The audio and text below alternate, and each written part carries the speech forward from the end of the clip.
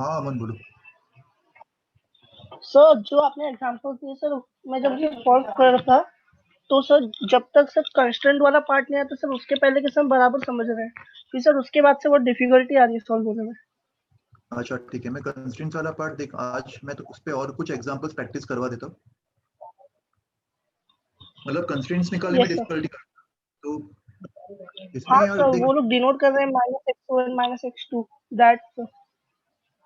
ठीक है वो छोड़ दे, तो मैंने जो मेथड बताया उससे सॉल्व करना। x1 x2 तो डिस्प्लेसमेंट के लिए वो लोग डिनोट कर रहे हैं, but summation t dot x ये भी जीरो होगा, इसको डिफरेंशिएट करने पर समेशन t डॉट v भी जीरो हो जाएगा, और इसको डिफरेंशिएट करने पर summation t dot yes a sir. भी जीरो हो जाएगा, राइट। तो एक ही बात है ना, तीनों में से कोई भी अप्लाई कर सकता है। Yes sir. x1 x2 x3 भी चलेगा, v1 v2 भी चलेगा, ओके a1 सर। a2, तो इसका जो मेथड वन है वो खाली बट सर आप एक बार कंस्ट्रेंट वाला पार्ट रिवाइज करा दीजिए। मैं बता रहा हूँ। मेथड वन मैंने खाली अंडरस्टैंडिंग के लिए तुम्हें बताया था, सेगमेंट्स का रेट ऑफ चेंज। कोई भी अगर एक स्ट्रिंग बहुत सारे सेगमेंट से बना हुआ है, जैसे ये वाला एग्जांपल, यहाँ पे दो ब्लॉक्स दिख रहे हैं तुम्हें, block one and block to.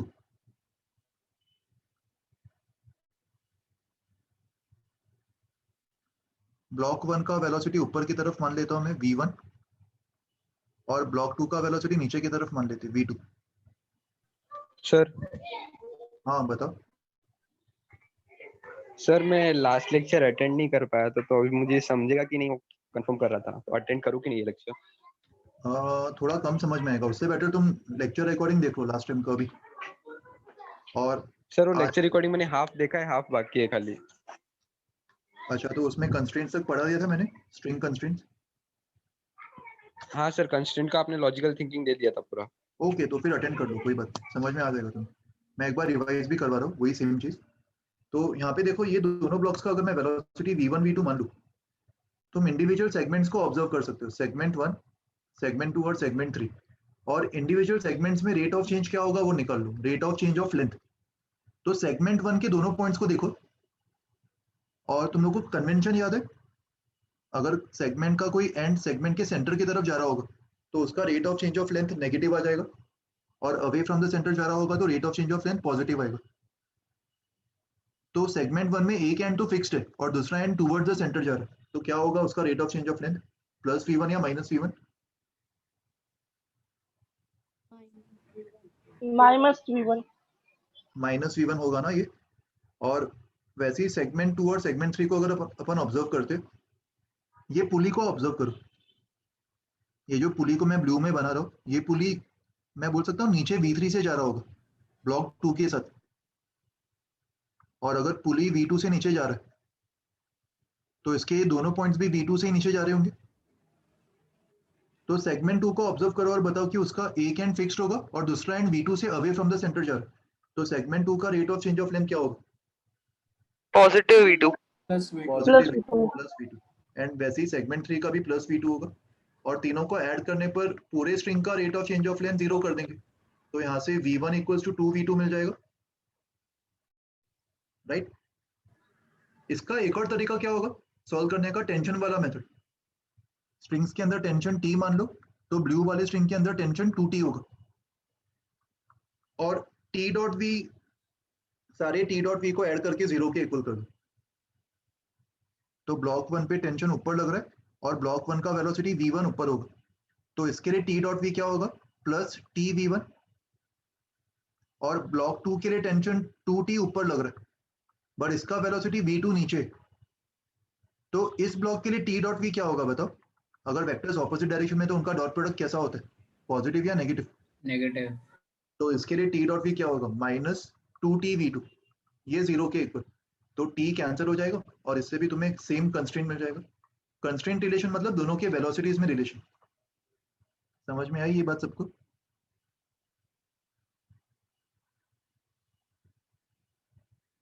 अच्छा अभी इस पे कुछ एग्जांपल्स आज प्रैक्टिस कर लेते इसी कॉन्सेप्ट पे, एक सेकेंड रुको।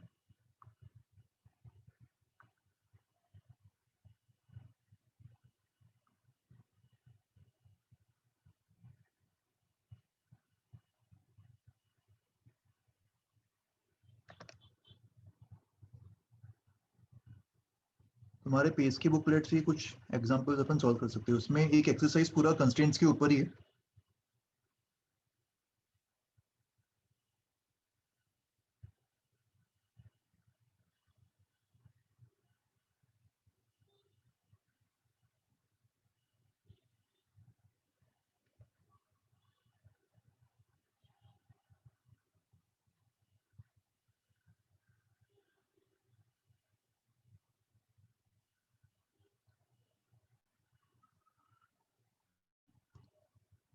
ये वाले एग्जांपल्स देखते हैं, प्रॉब्लम्स ऑन कंस्ट्रेंट्स।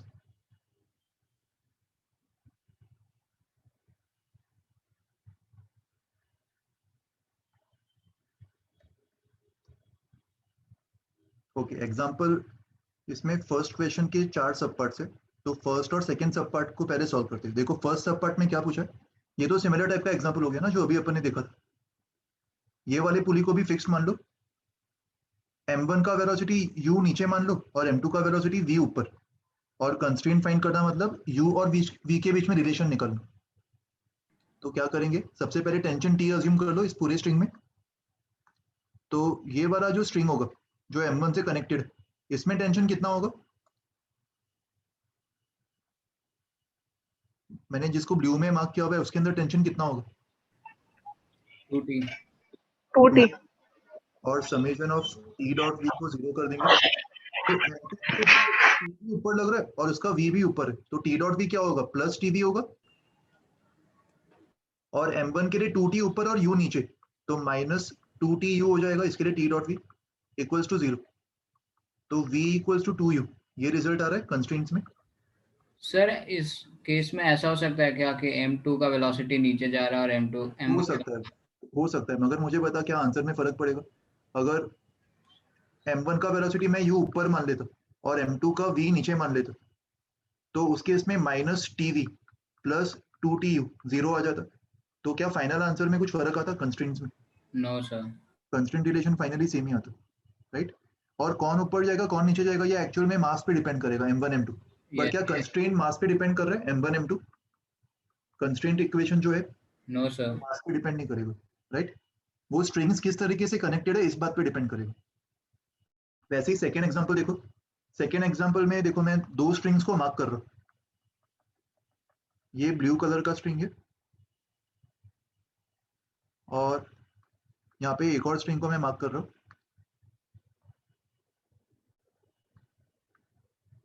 ये वाला, ये ग्रीन कलर का स्ट्रिंग है। तो मुझे बताओ कौन से स्ट्रिंग में टेंशन टी माने? ब्लू। इन दोनों पे टेंशन टी होगा, ब्लू वाले पे। तो ग्रीन वाले में कितना हो जाएगा, 2t 2t। 2t। और t डॉट v का समेशन 0 करना। तो m1 का वेलोसिटी u राइट की तरफ मान रहे और इस पे t भी राइट की तरफ लग रहा है, तो m1 के लिए t डॉट v क्या होगा, प्लस tu या minus tu? Plus t। Plus tu। और m2 के लिए 2t लेफ्ट में और v राइट में, तो m2 के लिए t डॉट v क्या होगा, minus tv। Minus tu। 2tv equals to 0। तो यहाँ से u इक्वल्स टू 2v, ये रिलेशन आ गया कंस्ट्रेंट्स में। समझ में आ रहा है सबको? ये सिंपल स्टेप फॉलो करने तुम्हें कंस्ट्रेंट इक्वेशन निकालने के लिए। फिर और एग्जांपल्स देखते हैं इस पे।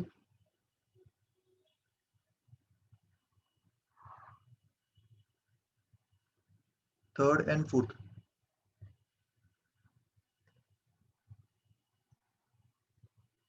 थर्ड एग्जांपल देखो।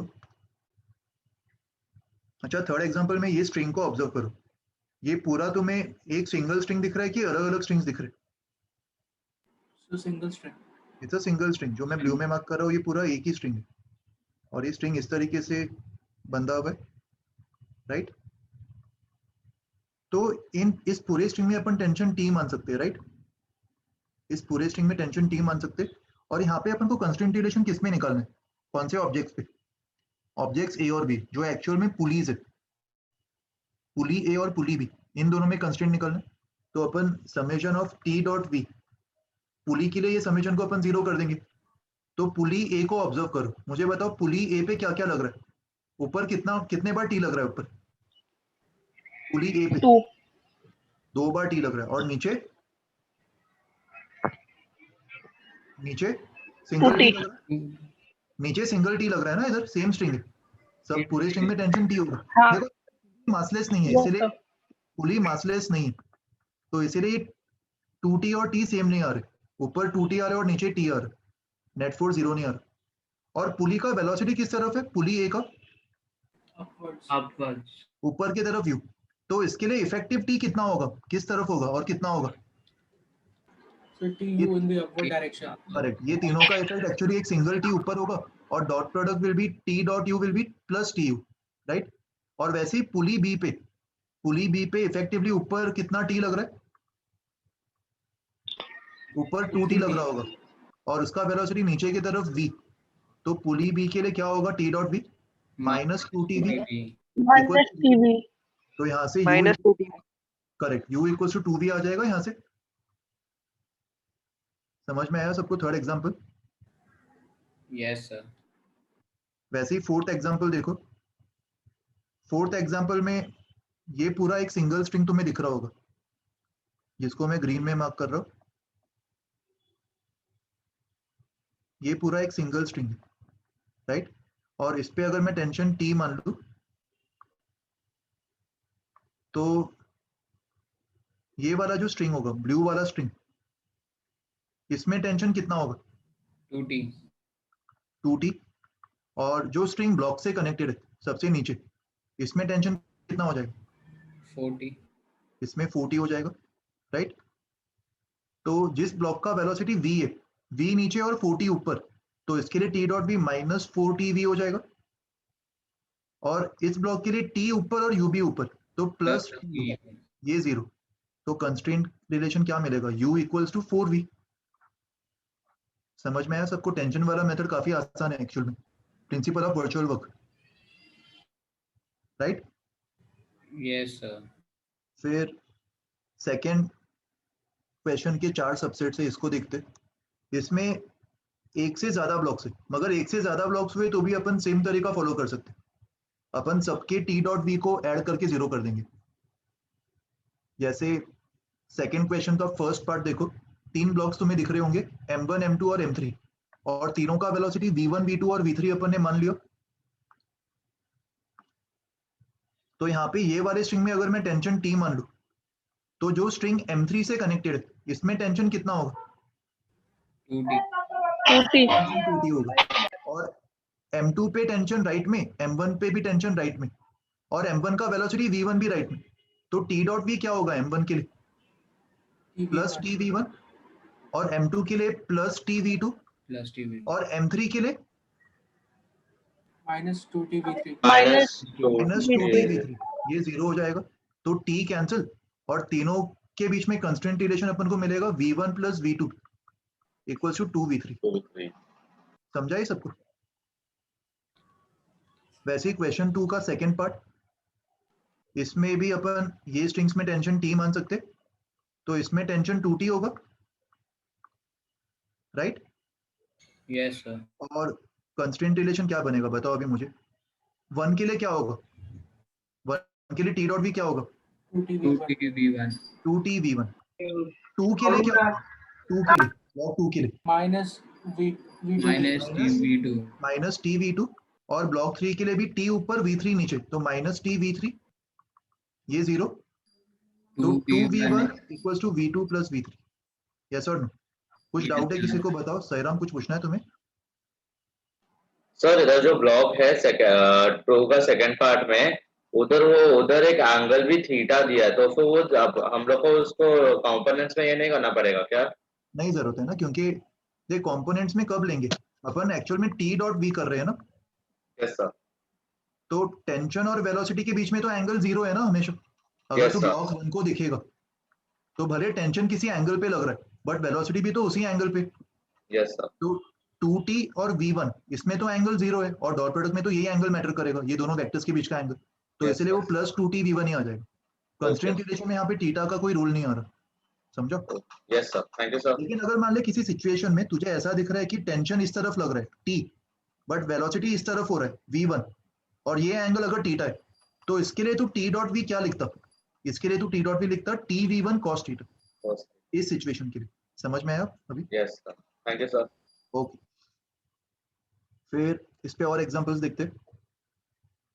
क्वेश्चन 2 का ही थर्ड और fourth part. Sir, yes so we took the horizontal component of the velocity because the vertical component does not have any effect on the product, right? correct. And dot product is defined in this way. Dot product of any two vectors is Yes, sir. into the product and into cos theta, right? Yes, sir. Okay. Third part देखो इसका। Again tension मान लेंगे अपन, ये वाले string में अपन tension T मान सकते हैं। ये ग्रीन स्ट्रिंग पूरा एक ही है, देखो मैं जो ग्रीन में मार्क कर रहा हूँ, this is entirely a single string. तो इस पूरे स्ट्रिंग में अगर मैं टेंशन टी मान लूं, पूरे स्ट्रिंग में अगर मैं टेंशन टी मान लूं, तो जो स्ट्रिंग M1 से कनेक्टेड है इसमें कितना मानेंगे? 2t 2t। में 2t मान लेंगे, और जो M3 से कनेक्टेड है उसमें भी 2t, राइट? और Yes. अभी एक एक करके t डॉट v का समेशन जीरो कर देंगे, स्टार्टिंग विद M1 पे 2t राइट में और v1 भी राइट में, तो plus 2t 2t v1, v1 M2 पे t ऊपर v2 नीचे, तो माइनस t v2, और M3 पे v3 नीचे और 2t ऊपर, क्या लिखूं? minus 2t v3 perfect. तो ये प्रोसेस है, 100% कंफर्टेबल हो जाओ, इसलिए मैं तुम्हें रिपीटेटिव क्वेश्चंस बार बार करा रहा हूँ, ताकि फ्यूचर में तुम्हें इसमें जरा भी दिक्कत नहीं आनी चाहिए। 2v1 equals to v2 plus 2v3, plus 2v3 ये कंस्टेंट रिलेशन अपन को मिल गया। और डिफरेंशिएट करने पर एक्सेलरेशन में भी सेम रिलेशन मिल जाएगा, 2a1 equals to a2 plus 2a3, right? And fourth part देखो। अभी फोर्थ पार्ट में तुम्हें ये एक सिंगल स्ट्रिंग दिखाई दे रहा है जो मैं ग्रीन में मार्क कर रहा हूँ, और जो मैं ब्लू में मार्क कर रहा हूँ ये भी एक सिंगल स्ट्रिंग है। तो देखो यहाँ पे एक्चुअल में मैं दो बार कंस्टेंट लगा सकता हूँ। अगर मैं ग्रीन वाले स्ट्रिंग में टेंशन टी मान T1 मान, इसमें टेंशन T1 मान लो, तो जो लेफ्ट वाला ब्लू स्ट्रिंग है उसमें टेंशन कितना होगा? 2t। 2T1। 2t और ये वाला जो स्ट्रिंग है इसमें मैं टेंशन T2 और T2 मान सकता हूँ। t2 तो दोनों स्ट्रिंग्स के लिए अपन कंस्टेंट अप्लाई कर सकते हैं। वर्क डन बाय T2 वाला स्ट्रिंग, जो राइट वाला ब्लू वाला स्ट्रिंग है, उसका भी टोटल वर्क डन जीरो होगा, उसके लिए भी मैं summation of t dot v को जीरो कर दूंगा for blue string. And even for green string, actually इसको मुझे ग्रीन में ही बनाना चाहिए था, ये पूरा ग्रीन स्ट्रिंग का ही पार्ट है अलग स्ट्रिंग, मगर सिस्टम ग्रीन स्ट्रिंग का ही। ग्रीन स्ट्रिंग के लिए भी मैं summation of t dot v को जीरो कर दूंगा। तो जब मैं ब्लू स्ट्रिंग को t डॉट v जीरो कर रहा हूँ तो क्या मिलेगा? देखो v2 राइट लेफ्ट में और t2 भी लेफ्ट में, तो प्लस t2 t2 v2, और यहाँ पे t2 ऊपर minus t2 and minus t2 v3, ये जीरो। तो यहाँ से v2 और v3 सेम आ जाएगा। और इंट्यूशन से भी तुम्हें लगा होगा, कॉमन सेंस से भी सेम आना ही चाहिए, क्योंकि ये पूरा एक ही स्ट्रिंग है ना, yes ये sir पूरा एक ही स्ट्रिंग है। तो जितना ये v3 से नीचे जा रहा होगा उतना ये v2 से लेफ्ट में जा रहा होगा। और अभी अगर मुझे v1 और v3 में निकलना हो तो मैं ग्रीन वाले स्ट्रिंग में summation t dot v zero कर दूंगा। तो मास m1 पे 2t1 राइट में और v1 भी राइट में, तो प्लस 2t, 2t1 v1 और मास m3 पे t1 ऊपर v3 नीचे, तो माइनस t1 v3, ये जीरो। तो 2v1 इक्वल्स टू v3, ये दो रिलेशंस आ रहे हैं इस एग्जांपल में। इन दोनों को अपन कंस्ट्रेंट रिलेशन बोल सकते हैं, राइट? एनी डाउट्स ऊपर? तो यहाँ पे हम लोग ये भी बोल सकते हैं ना कि 2v1 is equals to v2 last इसमें बोल सकते हैं। इन तीनों को अगर मैं क्लब कर दूं तो v3 इज v2 ना, तो 2v1 equals to v3 equals to v2, ये भी बोल सकते हैं। Sir Yes? सर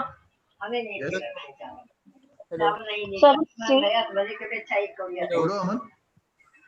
सर अगर सिंगल चॉइस क्वेश्चन में ऐसा टाइप का एग्जांपल है तो हम जो अभी थर्ड वाला आपने जो इक्वेशन लिखा 2v1 is equal to v3, sir वही हम कंसीडर करेंगे ना? करेक्ट। ऑप्शंस ऐसे होंगे ही नहीं हाँ, जिसमें ओके सर। दो आंसर सही, हेलो। तो इनमें से ये सारे ऑप्शंस एक्चुअली सही है। तो ऐसा ऑप्शन Yes, होगा नहीं जिसमें ये भी दिया हो और ये भी दिया हो सिंगल चॉइस में, ठीक है? हेलो कुछ डाउट है बताओ। Hello sir. हाँ मैं बोलो। सर वो M3 पे T2 और T1 दोनों एक्ट कर रहा है ना, तो फिर हमने मतलब अलग अलग टाइम कंसीडर किया तो फिर ये नहीं होगा? नहीं, वो एक्चुअली अलग सिस्टम है ना स्ट्रिंग का। जो ब्लू स्ट्रिंग है वो एक अलग सिस्टम बना रहा है और ग्रीन स्ट्रिंग अलग कनेक्शन बना रहा है। क्या ग्रीन और ब्लू किसी भी तरह कनेक्टेड है आपस में? नहीं सर, नो सर। इसके लिए अपन अलग से लिख रहे हैं दोनों के लिए। दोनों के लिए अपन ये फॉर्मूला अप्लाई कर रहे हैं, summation of t dot v will be zero. ठीक है। Okay sir.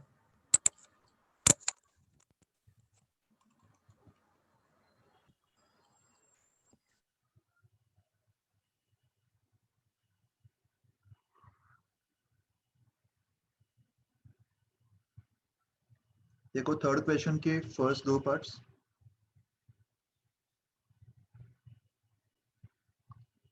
इसका फर्स्ट पार्ट देखते हैं। यहाँ पे ये पूरा एक स्ट्रिंग तुम्हें दिखाई दे रहा है,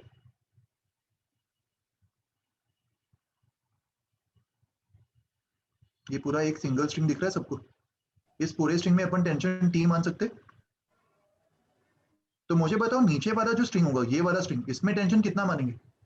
2D। 3T मानेंगे ना इसमें अभी, क्योंकि पुली पे 3 बार टी ऊपर लग हाँ रहा है। ये सर 3D। तो 3T 3D। ग्रीन वाले स्ट्रिंग में जो टेंशन होगा वो 3T मान लेंगे, राइट। और अपन को अभी A1 A2 में रिलेशन निकालना है, तो A1 A2 में रिलेशन निकालने के लिए समेशन T डॉट A को 0 कर दो। देखो एक्चुअल में अपन समेशन T डॉट V को ही 0 करते, एक्चुअल रिलेशन ये होता है, मगर इसको डिफरेंशिएट करने पर ये भी अपन लिख सकते हैं ना। Yes sir. तो A1 के लिए क्या होगा, 3T ऊपर A1 नीचे, तो माइनस 3T A1 हो जाएगा। मैं A1 को नीचे मान रहा हूँ और A2 को लेफ्ट में मान रहा हूँ, डायरेक्शन मैटर नहीं करेगा, ये अपन ने देखा था फाइनल रिजल्ट में। तो A1 के लिए माइनस 3T A1 हो गया, और A2 के लिए क्या होगा बताओ, प्लस T लेफ्ट में और A2 भी लेफ्ट में, A2 प्लस T A2। तो बस एक लाइन में तुम्हें आंसर मिल जाएगा, A2 equals to 3A1, right. ये कंस्ट्रेंट होगा। वैसे ही थर्ड का सेकंड पार्ट कौन से स्ट्रिंग में टेंशन अज्यूम करना चाहिए? देखो इधर सर ये वाला P4 स्ट्रिंग मुझे दिख रहा है, ये वाला स्ट्रिंग देखो जो मैं ग्रीन में मार्क कर रहा हूँ, ये स्ट्रिंग यहाँ से जा रहा है ऐसे, और यही स्ट्रिंग ऊपर से जा रहा है, छोटे पुली के ऊपर से जाते हुए वापस बड़े पुली को कनेक्ट कर रहा है। तो तुम्हें दिख रहा है पूरा ग्रीन स्ट्रिंग एक ही है, और इस पूरे स्ट्रिंग में अपन टेंशन T मान सकते। तो जो स्ट्रिंग नीचे A से कनेक्टेड होगा, इसमें टेंशन कितना मानेंगे? 3T 3T में 3। और मुझे कंस्ट्रेंट चाहिए, कंस्ट्रेंट मतलब मैं B का वेलोसिटी V2 मान लेता हूँ अप द इंक्लाइन, और A का velocity down the incline V1 मान लेता हूँ। तो A के लिए क्या होगा बताओ, A के लिए 3T ऊपर V1 नीचे, minus 3T V1 minus 3T V1, और B के लिए 2T up the incline and V2 is also up the incline, तो plus plus 2T 2T V2 2T V1 V2 मुझे 3V1 equals to 2V2, correct. समझा सबको ये अभी? Yes आयरम बताओ। सर सर हम लोग ने 3T लिया क्योंकि ये pulley, because the pulley is a movable ना। वापस बोलो, अपन ने क्या लिया? ये 3T क्योंकि यूजुअली हम लोग 2T लेते हैं ना, अगर एक स्ट्रिंग का टेंशन T लिया तो फिर हम लोग 2T नहीं। लेते हैं ना। वो डिपेंड करेगा, देख 2T ऐसा रटो मत, वो डिपेंड करेगा कि पुली पे ऊपर कितने स्ट्रिंग्स जा रहे। तो अगर Okay. पुली पे ऐसे 3 स्ट्रिंग्स जा रहे ऊपर, और ये तीनों स्ट्रिंग्स में T और T है, तो यस नीचे सर, वाला जो स्ट्रिंग है वो सारे फोर्स को बैलेंस करना चाहिए ना। मासलेस पुली पे नेट फोर्स कितना होगा? 0। क्योंकि अपन पुलिस को मासलेस मान रहे हैं, यस सर, राइट। तो इसको बैलेंस करने के लिए नीचे 3T हो जाएगा, यस सर। इसलिए अपन 3T ले रहे हैं। समझा अभी? Okay sir, thank you sir. Aman तुम कुछ पूछ रहे थे, बताओ। यस सर, जो सर स्ट्रिंग जो मास ए को कनेक्ट की है सर, वही तो जो पुली है वो जो ग्रीन स्ट्रिंग, तो भी तो सेंटर पे है, तो सर दोनों अलग अलग है, अलग है, दोनों कनेक्टेड है, सेम नहीं है। सेम स्ट्रिंग नहीं। सेम स्ट्रिंग कैसे पास होगा पुली से, तू बता। अगर ये स्ट्रिंग पास हो रहा है तो वो पुली से कनेक्टेड ही नहीं होगा। ये स्ट्रिंग को मैंने यहाँ पे जोड़ा हुआ है ना, और नीचे वाले स्ट्रिंग को यस सर। अगर मान ले मैं सेम स्ट्रिंग को ऐसे पास करवा रहा हूँ, तो इसका पुली से कनेक्शन हुआ ही नहीं है, तो खाली पुली से पास हो रहा होगा, राइट। ये पॉसिबल नहीं होगा। Yes okay. ठीक है, ओके। अभी इसके और 2 एग्जांपल्स देख लेते, और इन्हीं एग्जांपल्स में तुम लोग को नॉर्मल कंस्ट्रेंट्स भी बता दूंगा। नॉर्मल कंस्ट्रेंट्स क्या होता है, पहले एग्जांपल 3 देखते। Example 4 is based on normal constraint. Example 3 देखो, यहाँ पे भी ये पूरा एक सिंगल स्ट्रिंग तुम्हें दिखाई दे रहा है जो मैं ग्रीन में मार्क कर रहा हूँ। This is a single string, और इस पूरे स्ट्रिंग में टेंशन T मान लो, राइट। तो अभी देखो B के ऊपर नेट टेंशन कितना लग रहा होगा, ये T, ये T, ये T और ये T, बी के ऊपर नेट टेंशन कितना लग रहा है? 40 40। 40 ए के ऊपर देखो कितना लग रहा है, 1 2 3 4 और 5, 5t लग रहा है। तो अगर तुम ब्लॉक ए के लिए टी डॉट ए अप्लाई करते तो -5t A1 हो जाएगा। यस और नो? Yes sir. सबको समझ में आया ना 5 क्यों आया? क्योंकि सारे स्ट्रिंग्स को ऐड कर दो। ये जो कनेक्शन है इसमें 2t होगा क्योंकि 2 स्ट्रिंग्स यहाँ से जा रहे हैं, ये कनेक्शन में भी 2t होगा और इसमें t होगा, तो ब्लॉक ए पे इफेक्टिवली 5t लग रहा होगा, तो -5t A1। और ब्लॉक बी पे कितना लग रहा है So effectively? Plus 40 40 A2, right? ये 0 होगा। देखो ये वाला एग्जांपल समझ में आया कि नहीं सबको? नहीं समझाओ तो प्लीज पूछ लो। समझ में आ गया ना सबको? Sairam? Yes sir. Sir figure में एक अलग सा एफ फोर्स भी दिया है जो ए पे एक्ट कर रहा है। अच्छा देख, हाँ वो फोर्स खाली इनको मूव कर रहा है। देख ये फोर्स कंस्ट्रेंट में कोई रोल प्ले नहीं करेगा, राइट? जैसे मासिस पे भी अपन जब देख रहे थे तो मासिस पे भी तो mg तो लग ही रहा था ना नीचे उनका यस वेट, सर। बट क्या उसको अपने अकाउंट में लिया कंस्ट्रेंट्स के लिए? No sir. कंस्ट्रेंट्स के लिए I just need to worry about tension force. Tension force का और वेलोसिटी का जो डॉट प्रोडक्ट होगा उसका समेशन 0 होना चाहिए। Okay okay sir. और कुछ पूछना है किसी को? अच्छा मैं एक बार वापस एक्सप्लेन कर देता हूँ। देखो देखो जनरली अपन जब भी ब्लॉक्स बनाते हैं ना, तो ब्लॉक्स के साथ अगर तुम्हें कोई पुली कनेक्टेड दिख रहा है, जैसे ब्लॉक बी के साथ यहाँ पे 2 पुलिस कनेक्टेड है, राइट? एक यहाँ पे और एक यहाँ पे, तो इन पुलिस को भी ब्लॉक का ही पार्ट मान लो। ये पूरे को ब्लॉक भी मानेंगे विद द पुली, ये आगे तुम्हें काफी काम आएगा। तो पुली को भी ब्लॉक का पार्ट मान लो। और अभी देखो कि इस ब्लॉक पे इफेक्टिवली कितना स्ट्रिंग पास हो रहा है। तो यहाँ से एक स्ट्रिंग निकल रहा है जो इस पे टेंशन टी लगाएगा, यहाँ से भी एक स्ट्रिंग निकल रहा है, यहाँ से भी एक और यहाँ से भी एक, और इन सब में टेंशन टी है। और ब्लॉक बी का एक्सेलरेशन राइट की तरफ A2 माना है, तो इफेक्टिवली इस पे टेंशन 4t राइट की तरफ लग रहा होगा। तो ब्लॉक बी के लिए टी डॉट ए क्या होगा? प्लस 4t A2, क्योंकि both are in the same direction, right? और वैसे ही ब्लॉक ए को भी जब तुम ऑब्जर्व करोगे तो पुली को भी ब्लॉक ए का ही पार्ट मान लो। और देखो कि ब्लॉक ए पे कितने स्ट्रिंग्स के कनेक्शन हो रहे। तो एक स्ट्रिंग यहाँ से जा रहा है, ये वाला टी, और ये वाले पुली से 2 स्ट्रिंग जा रहा है, तो ये 2t, और ये पुली से भी 2 स्ट्रिंग जा रहा है, तो ये भी 2t प्रोड्यूस करेगा। तो इफेक्टिवली ब्लॉक ए के ऊपर कितना टेंशन लग रहा है? 5t towards left. और ब्लॉक ए का एक्सेलरेशन अपन ने A1 राइट की तरफ माना, तो इसके लिए टी डॉट भी क्या होगा? -5t A1, और इसको 0 कर देंगे। समझ में आया अभी? स्ट्रिंग कंस्ट्रेंट्स कंफर्टेबली कर लोगे ना? अभी अपन ने काफी सारे एग्जांपल्स देख लिए आज। Okay, now let us try to understand what are normal constraints.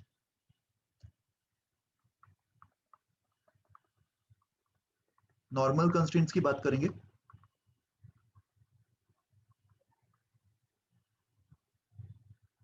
देखो नॉर्मल कंस्ट्रेंट्स मतलब जब भी कोई 2 ऑब्जेक्ट्स का अगर कांटेक्ट मेंटेन्ड है, जैसे मान लो अगर ये दो ब्लॉक्स टच कर रहे एक दूसरे को, ओके, और इन दोनों ब्लॉक्स को अगर मैं पुश करूं, okay, let's say this is block 1 and block 2।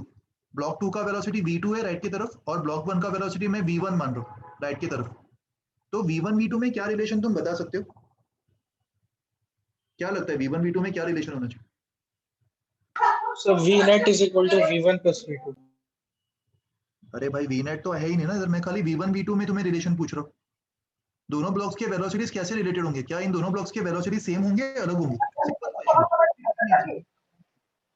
It's not a trick question, simple question पूछ रहा हूँ। v1 v2 सेम होगा यार, तो सेम होगा ना ये तो? They will be same, obviously तुम्हें दिख रहा होगा, कॉमन सेंस की बात है। बट ये सेम अपन इतना ऑब्वियसली क्यों बोल पा रहे, उसको अपन थोड़ा और टेक्निकली समझने की कोशिश करेंगे। तुम देख पा रहे हो यहाँ पे दोनों ब्लॉक्स जो है वो इस ग्रीन सरफेस पे अपना कांटेक्ट मेंटेन करके रखे हुए। ये ग्रीन सरफेस जो है वो उनका कॉमन सरफेस होगा, राइट? और इस सरफेस के अलोंग जो कॉमन नॉर्मल है, कॉमन नॉर्मल मतलब कॉमन सरफेस की perpendicular, this is common normal. तो अगर ब्लॉक को अपना कांटेक्ट अपने कॉमन सरफेस पे मेंटेन करके रखना है, तो नॉर्मल कंस्ट्रेंट का बेसिक वर्किंग क्या होगा? velocities of both the objects which are in contact along the common normal, along the common normal should be same. ये इसका बेसिक वर्किंग होगा नॉर्मल कंस्ट्रेंट्स का। देख अगर कॉमन नॉर्मल के अलोंग अगर v2 का वेलोसिटी ज्यादा हो जाता तो कांटेक्ट लूज हो जाता, ये देख पा रहे हो, अगर v2 ज्यादा होता तो। और अगर v1 ज्यादा होता तो एक तरीके से ब्लॉक 1 जो है वो ब्लॉक 2 के अंदर घुस जाता, जो कि प्रैक्टिकली पॉसिबल नहीं, राइट। तो अगर कांटेक्ट प्रॉपर तरीके से मेंटेन करके रखना है तो v1 और v2 सेम होनी चाहिए। ये बात समझ में आ रही है सबको नॉर्मल कंस्ट्रेंट्स में? अगर velocities of both the blocks along the common normal should be same, ये कंडीशन अपन को अप्लाई करना आना चाहिए जब भी अपन नॉर्मल कंस्ट्रेंट्स फाइंड कर रहे। इस पे मैं तुम्हें एक एग्जांपल देता हूँ। मान लो यहाँ पे तो मैंने बहुत ही सिंपल केस माना था, दोनों ब्लॉक्स राइट की तरफ ही मूव कर रहे थे। मान लो ये दो ब्लॉक्स है, block 1 and block 2। Block 2 move कर रहा है रैंडम डायरेक्शन में v2 वेलोसिटी से at an angle of theta 2, और ब्लॉक 1 मूव कर रहा है again in a random direction with a velocity of v1 at an angle of theta 1। तो दोनों का जो कॉमन नॉर्मल होगा वो ये होगा, ये वाला लाइन कॉमन नॉर्मल होगा। तो कंस्ट्रेंट्स क्या होगा दोनों के बीच में बताओ? कंस्ट्रेंट्स मतलब v1 v2 में क्या रिलेशन होगा? v1 v2 में रिलेशन निकालने के लिए कौन से कंपोनेंट्स ऑफ वेलोसिटीज को इक्वेट करेंगे? v1 cos theta and v2 horizontal. horizontal v1 component cos theta 1 is equal to is v2 v2 cos cos theta 2. theta 2. v1 cos theta 1 equals to v2 cos theta 2। समझ में आया सबको? जो भी common normal होगा उसके along contact अगर maintain रखना है तो उसके अलोंग वेलोसिटीज के कंपोनेंट्स को इक्वेट कर दो, राइट। एक और एग्जांपल देखो। मान लो ये एक ट्रायंगुलर वेज है, ट्रायंगुलर मूवेबल वेज है, मूव कर सकता है। इसको फ्रिक्शनलेस ग्राउंड पे रखा हुआ है, स्मूथ सरफेस पे रखा हुआ है, और इसके ऊपर एक रॉड है, और रॉड भी यहाँ से ऐसे इंक्लाइन है ताकि वो वेज के साथ प्रॉपर कांटेक्ट बना के रखे, ओके। और रॉड दो दीवारों के बीच में से ऐसे गिर रहा है। अगर यहाँ पे दो दीवार के बीच में से वो गिर रहा है तो रॉड कैसे मूव कर पाएगा? वर्टिकल हॉरिजॉन्टल दोनों या खाली वर्टिकल? vertical खाली वर्टिकली मूव कर पाएगा, है ना। रॉड को ऑब्जेक्ट 1 मान लेते और वेज को ऑब्जेक्ट 2 मान लेते, तो रॉड जो है वो नीचे मूव करेगा, वर्टिकली नीचे। मान लेते कि रॉड नीचे की तरफ v1 से मूव कर रहा है, तो मुझे बताओ कि इंक्लाइन किस तरफ मूव करेगा? क्या लगता है, लेफ्ट या राइट? इंक्लाइन तो ग्राउंड के ऊपर लेफ्ट ही मूव कर सकता है, क्या इंक्लाइन ऊपर नीचे नहीं, वो खाली ग्राउंड पे ही मूव कर सकता है। तो अगर रॉड मूव कर रहा है, रॉड अगर नीचे मूव कर रहा है तो इंक्लाइन लेफ्ट में मूव करेगा या राइट में? राइट। इंक्लाइन जो राइट में मूव करेगा ना, रॉड उसको पुश करेगा अपने से दूर, यस और नो। और मान लेते हैं इंक्लाइन का जो एंगल है, ये वाला एंगल थीटा मान लेते, और यहाँ पे मुझे v1 v2 में रिलेशन चाहिए। तो v1 v2 में रिलेशन निकालने के लिए सबसे पहले कॉमन सरफेस को नोटिस करो और उसके अलावा एक कॉमन नॉर्मल बना लो। ये कॉमन नॉर्मल होगा, राइट। और दोनों के वेलोसिटीज के कंपोनेंट्स किसके अलोंग इक्वेट करेंगे? Common surface, common normal, right. Yes sir. मुझे बताओ कौन सा एंगल थीटा होगा, v1 और कॉमन नॉर्मल के बीच का या v2 और कॉमन नॉर्मल के बीच का? अगर ये एंगल थीटा दिया तो कौन सा एंगल थीटा होगा? v1 और नॉर्मल। करेक्ट, v1 और नॉर्मल। normal एंगल्स निकालना कंफर्टेबल है सबके लिए। ये थीटा कैसे लिखा मैंने, समझ में आया? Yes Yes, sir. हॉरिजॉन्टल और इंक्लाइन के बीच का अगर एंगल थीटा है तो वर्टिकल और नॉर्मल टू द इंक्लाइन का बीच का भी एंगल थीटा होगा। दो लाइंस के बीच का अगर एंगल थीटा है तो उनके परपेंडिकुलर्स के बीच का भी एंगल थीटा होगा। वही लॉजिक अप्लाई कर रहे हैं। तो अलोंग द कॉमन नॉर्मल दोनों के कंपोनेंट्स क्या होंगे? v1 का कंपोनेंट कितना होगा along the common normal? v1 cos theta। v1 cos theta, correct. और v2 का कंपोनेंट कितना होगा? v2 sin theta. sin theta कर देंगे v1 cos theta should be equals to v2 sin theta for normal constraint. तो यहाँ से मुझे क्या मिलेगा? यहाँ से v1 की वैल्यू v2 tan थीटा के इक्वल आ जाएगी, राइट। सबको समझ में आया ये एग्जांपल? Sir yes. सर एक बार आप वापस बताएं कि एक्चुअली कनेक्टिविटी इशू की वजह से वॉइस बीच में क्रैक हो रही थी। देख मैं वापस बता रहा हूँ, यहाँ पे रॉड का वेलोसिटी मैंने v1 नीचे की तरफ माना है। रॉड और वेज का यहाँ पे कांटेक्ट हो रहा है, ये ऑब्जर्व कर पा रहे हैं? तो ये वाले सरफेस पे यस सर। सुनाई दे रहा है प्रॉपर्ली? हाँ यस सर, वो मिडल में थोड़ा क्रैक हो रहा है अच्छा तो देख, sir, it's manageable. Okay, rod का वेलोसिटी v1 नीचे मान रहा हूं मैं, और वेज का वेलोसिटी v2 राइट की तरफ, और ये इन दोनों का कॉमन नॉर्मल होगा, ये इन दोनों का कॉमन नॉर्मल है, और कॉमन नॉर्मल के अलोंग दोनों के वेलोसिटीज के components they should be same. Rod का जो v1 वेलोसिटी है उसका कंपोनेंट v1 cos थीटा होगा, और वेज का जो v2 वेलोसिटी है उसका component along the common normal v2 sin theta हो जाएगा, और इन दोनों को अपन इक्वेट कर रहे हैं, राइट? तो ये अपन को कंस्टेंट रिलेशन मिल गया v1 और v2 में। समझ में आया अभी? Okay sir. नेक्स्ट एग्जांपल देखो।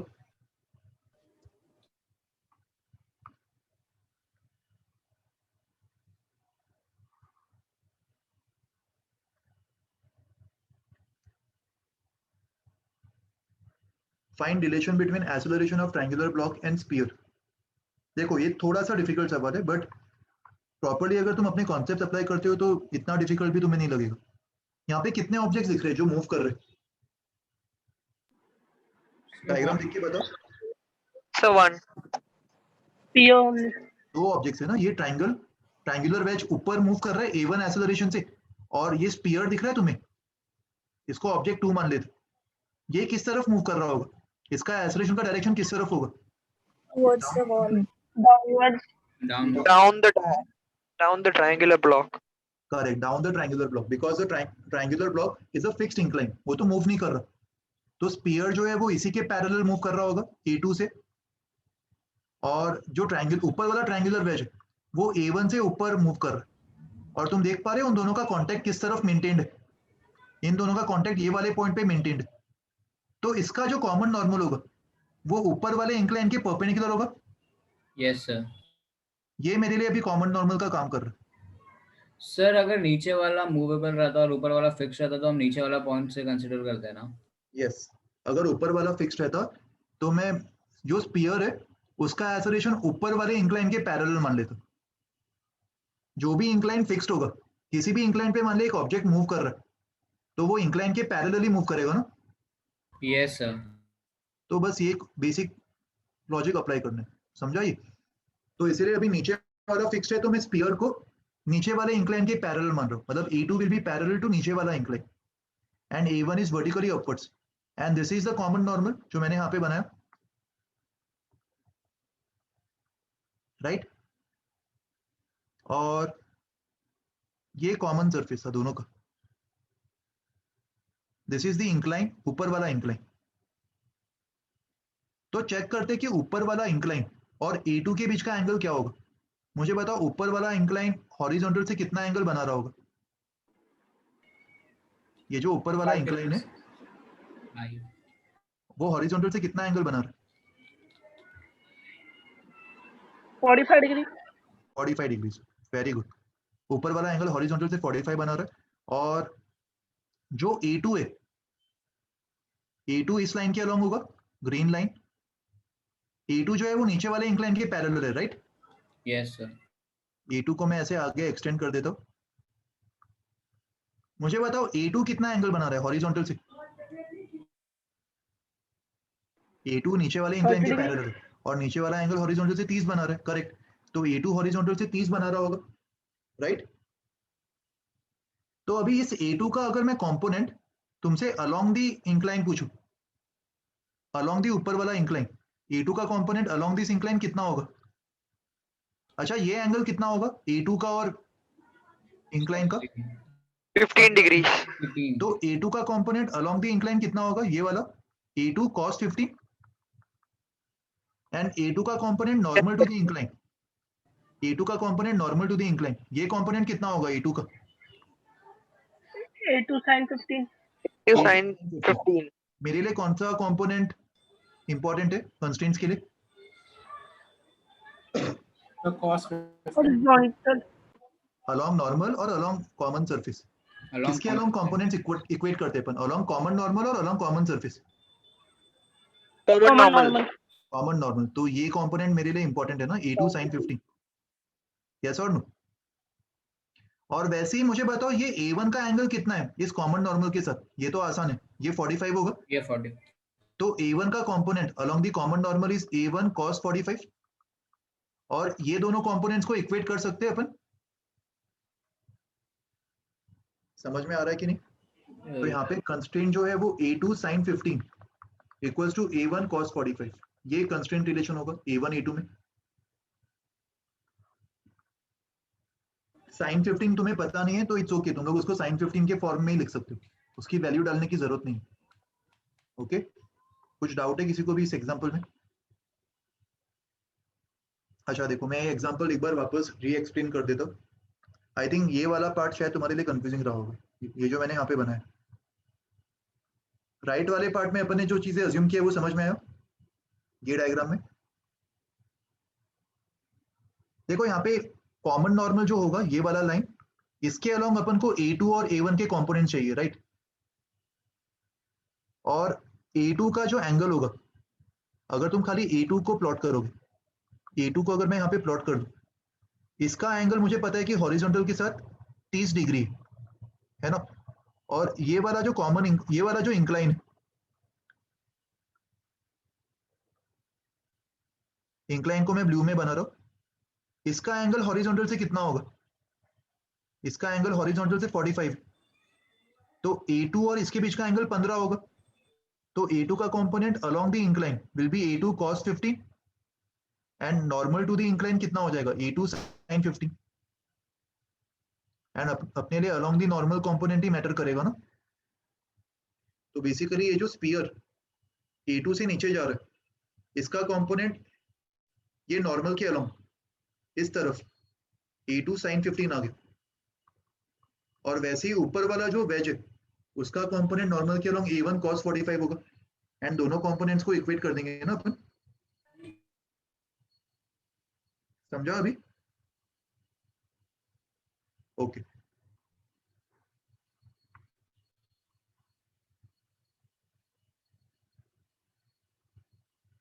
और कुछ एग्जांपल्स देखते हैं नॉर्मल कंस्ट्रेंट्स पे।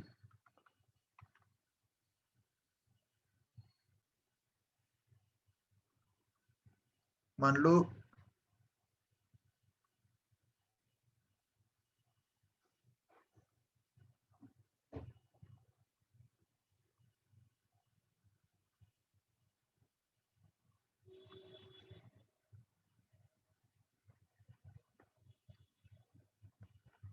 थोड़ा सा और डिफिकल्टी लेवल बढ़ा रहा हूं मैं। देखो, मान लो ये दो इंक्लाइंड वेजेस है, ठीक है? इस वाले वेज का इंक्लिनेशन 37 डिग्रीज दिया हुआ है और राइट वाले वेज का इंक्लिनेशन दिया हुआ नहीं, और उनके बीच में एक रॉड है, और तुम देख पा रहे हो ये जो रॉड है वो दोनों से कांटेक्ट बनाए रखा हुआ है। इससे भी उसने कांटेक्ट मेंटेन किया हुआ है ग्रीन सरफेस पे, और राइट वाले वेज से भी उसने कांटेक्ट बना के रखा हुआ है ब्लू सरफेस पे। ये ऑब्जर्व कर पा रहे हो सब लोग? Yes sir. लेफ्ट वाले वेज का वेलोसिटी मान लेते हैं लेफ्ट की तरफ है 5 मीटर्स पर सेकेंड, ओके? और राइट वाले वेज का वेलोसिटी राइट की तरफ मान लेते 10 मीटर्स पर सेकेंड। ये दोनों वेजेस मूव कर रहे हैं 5 मीटर्स पर सेकेंड से और 10 मीटर्स पर सेकेंड से, और मुझे पता लगाना है कि रॉड कितने वेलोसिटी से मूव करेगा, ओके? तो यहाँ पे मुझे बताओ कि रॉड का जो वेलोसिटी होगा, क्या उसका डायरेक्शन तुम प्रेडिक्ट कर सकते हो इस स्टेज पे कि वो डेफिनेटली इसी डायरेक्शन पे होगा या इसी राइट साइड? कर सकते प्रेडिक्ट? अपन नहीं कर सकते प्रेडिक्ट क्योंकि काफी कॉम्प्लेक्स मोशन होगा। तो अगर रॉड तुम्हें लग रहा है कि किसी भी डायरेक्शन में जा सकता है, तो ऐसे सवालों में रॉड का जो वेलोसिटी होगा उसके दोनों कंपोनेंट्स अज्यूम कर लो। उसका हॉरिजॉन्टल में भी एक कंपोनेंट मान लो और वर्टिकल में भी एक कंपोनेंट मान लो। फिर चाहे उसका डायरेक्शन किसी भी तरफ हो, अपन किसी भी डायरेक्शन को इन दो कंपोनेंट्स में रिजॉल्व कर सकते हैं ना। तो रॉड के वेलोसिटी का एक Vx मान लो और एक Vy मान लो, ओके? तो मुझे बताओ हॉरिजॉन्टल में मुझे रॉड का वेलोसिटी किस तरफ मानना चाहिए, राइट में या लेफ्ट में? राइट। राइट में। Towards right. अगर इनकेस तुम लोग श्योर नहीं हो तो कोई भी एक डायरेक्शन अज्यूम कर लो। इनकेस तुम्हारा अजम्पशन गलत हुआ तो फाइनल आंसर अपने आप नेगेटिव आ जाएगा। तो यहाँ पे अगर तुम्हें लग रहा है इंट्यूशन से कि हॉरिजॉन्टल में वो राइट में जाना चाहिए, कुछ लोगों को डाउट आ रहा है कि will it not move in the right side? It can move ना, horizontally also it can move because this wedges are moving horizontally. So it can move ना इन द हॉरिजॉन्टल डायरेक्शन। अगर मान लो तुम्हारा assumption गलत हुआ तो अपने आप ये 0 आ जाएगा। अगर तुम्हें लग रहा है कि वो हॉरिजॉन्टली मूव नहीं करना चाहिए तो अपने आप Vx 0 आ जाएगा। बट मैं अज्यूम तो कर ही सकता हूँ ना, मैंने मान लिया कि रॉड Vx से राइट में जा रहा है और वर्टिकल में वो किस तरफ जाएगा, ऊपर नीचे, क्या लगता है? डाउनवर्ड्स। डाउनवर्ड्स। तो वर्टिकल में मैंने इसका Vy डाउनवर्ड्स मान लिया। Perfect. So now I have two unknowns. अगर मुझे रॉड का वेलोसिटी चाहिए तो बस मुझे किसी तरह Vy और Vx निकालना होगा, और अगर मुझे Vy और Vx मिल गया तो मैं रॉड के वेलोसिटी को under root of Vx square plus Vy square बोल सकता हूँ, राइट? और इन दो अननोन्स को निकालने के लिए मुझे दो इक्वेशन लिखने होंगे, और दो इक्वेशन मैं कहाँ पे लिख सकता हूँ? इन दोनों सरफेस पे। ये सरफेस 1 मान लेते और ये सरफेस 2, इसको सरफेस 2 मान लेते। मुझे बताओ सरफेस 1 पे कॉमन नॉर्मल क्या होगा? ये कॉमन नॉर्मल होगा सरफेस 1 पे, एंड कॉमन नॉर्मल के अलोंग वेज ए और रॉड दोनों का वेलोसिटी सेम होना चाहिए। क्या सरफेस 1 पे वेज बी का कुछ भी कंट्रीब्यूशन होगा? वेज बी का मोशन सरफेस 1 को अफेक्ट करेगा? No.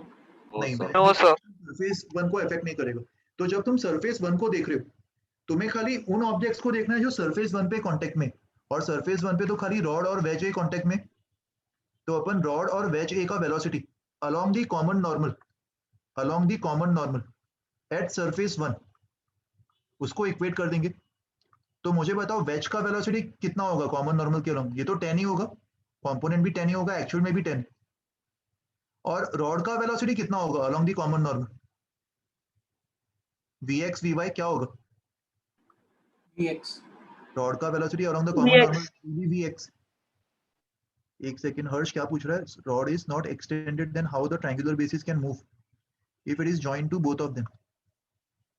अच्छा देखो यहाँ पे रॉड को अपन ने फिक्स नहीं किया हुआ, रॉड को अपन ने ट्रायंगुलर वेज से फिक्स नहीं किया हुआ। दे आर मूवेबल, वेज भी मूवेबल है और रॉड भी मूवेबल है। ओके, तो सब कुछ मूव कर सकते हैं ना, वेजेस भी दूर जा सकते हैं और रॉड भी नीचे आ सकते हैं। सो अगर मैं सरफेस 1 पे कंस्ट्रेंट्स अप्लाई करता हूँ तो Vx की वैल्यू 10 के इक्वल आ जाएगी। रॉड का velocity along the common normal at surface 1 will be only Vx। क्या Vy का कोई भी कंट्रीब्यूशन होगा सरफेस 1 के कॉमन नॉर्मल पे? Vy 90 बना रहा हो, 90 डिग्री बना रहा होगा, तो उसका कंपोनेंट तो 0 हो जाएगा। तरुण कुछ पूछना चाहते हो तुम? Yes, sir, I had a doubt. Yeah, tell me. So my doubt was that if object A moves, like wedge A moves towards the right side, and if wedge B moves towards the same direction of A, so there is no chance that the bar or something goes down, right? Vy won't be considered, right? If they move in the same direction. See, that's what I'm saying, that motion will be very complex even if they move in the same direction. What will happen? In that case, I think yeah, correct. In that case, the rod will move upwards, right? Yes, sir. Yeah, so in that case, you would have assumed Vy upwards. You are right. But in this case, left wedge is moving towards left, so Vy can be downwards, no? Right, sir. But sir, if both are moving with same velocity, then कुछ भी होने देना, फर्क नहीं पड़ेगा। अपन अपने basics clear रखो। Whatever the velocities may be, same, different, same direction, different direction, doesn't matter. Whatever steps we are following in this question, same steps तुम किसी भी केस में फॉलो कर सकते हो No. ना यार। no, sir, when they are moving in same direction with same velocity, then there will be no change in rod position, na? नहीं, उस केस में भी रॉड मूव करेगा ना, क्योंकि अगर वो सेम वेलोसिटी से भी मूव कर रहा है तो यहाँ पे भी तो देखो कंस्ट्रेंट अप्लाई करना पड़ेगा ना, ये वाले सरफेस। अच्छा, सेम वेलोसिटी से मूव कर रहा है तो नहीं फर्क पड़ेगा, सही बोल रहे हो। सेम वेलोसिटी मूव हाँ, कर रहा है तो sir, रॉड that's भी सेम वेलोसिटी से राइट में मूव करेगा। अगर मान ले दोनों वेजेस राइट की तरफ 10 से मूव कर रहे हैं तो रॉड भी राइट की तरफ ही 10 से मूव करेगा, है ना? And so if both are moving in same direction but B has low velocity than A, then at the point then the rod will dislocate from B, na? वापस बोलो, if both. Hello. हाँ भाई बोलो, अमन क्या बोल रहा है? If both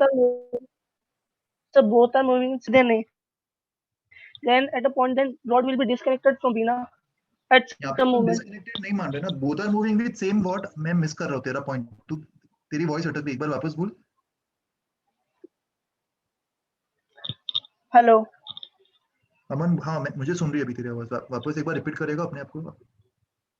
हाँ, तो मैं कह रहा था कि सर दोनों मीन सेम डायरेक्शन में जा रहे हैं, बट जो बी है उसका वेलोसिटी कंपैरेटिवली ए के कम है। तो सर एक पॉइंट पे ऐसा होगा क्या कि जो रॉड है वो बी से मीन डिस्कनेक्ट हो जाएगा? नहीं होगा ना, कांटेक्ट अगर अपन मान रहे हैं कि मेंटेन रहेगा तो रॉड वर्टिकल में भी मूव कर सकता है, तो अपना मोशन इस तरीके से एडजस्ट करेगा हाँ कि वो कांटेक्ट मेंटेन करके रख रहा है। ठीक है, यस समझ में सर। आया? यहाँ तक और कोई डाउट है किसी को इधर तक? So this means we are assuming that the contact isn't lost between the two wedging surfaces and this rod. Correct, we are assuming that contact is maintain. Okay, तो वैसे ही अपन कांटेक्ट 2 पे भी ये कंस्ट्रेंट्स अप्लाई कर सकते हैं।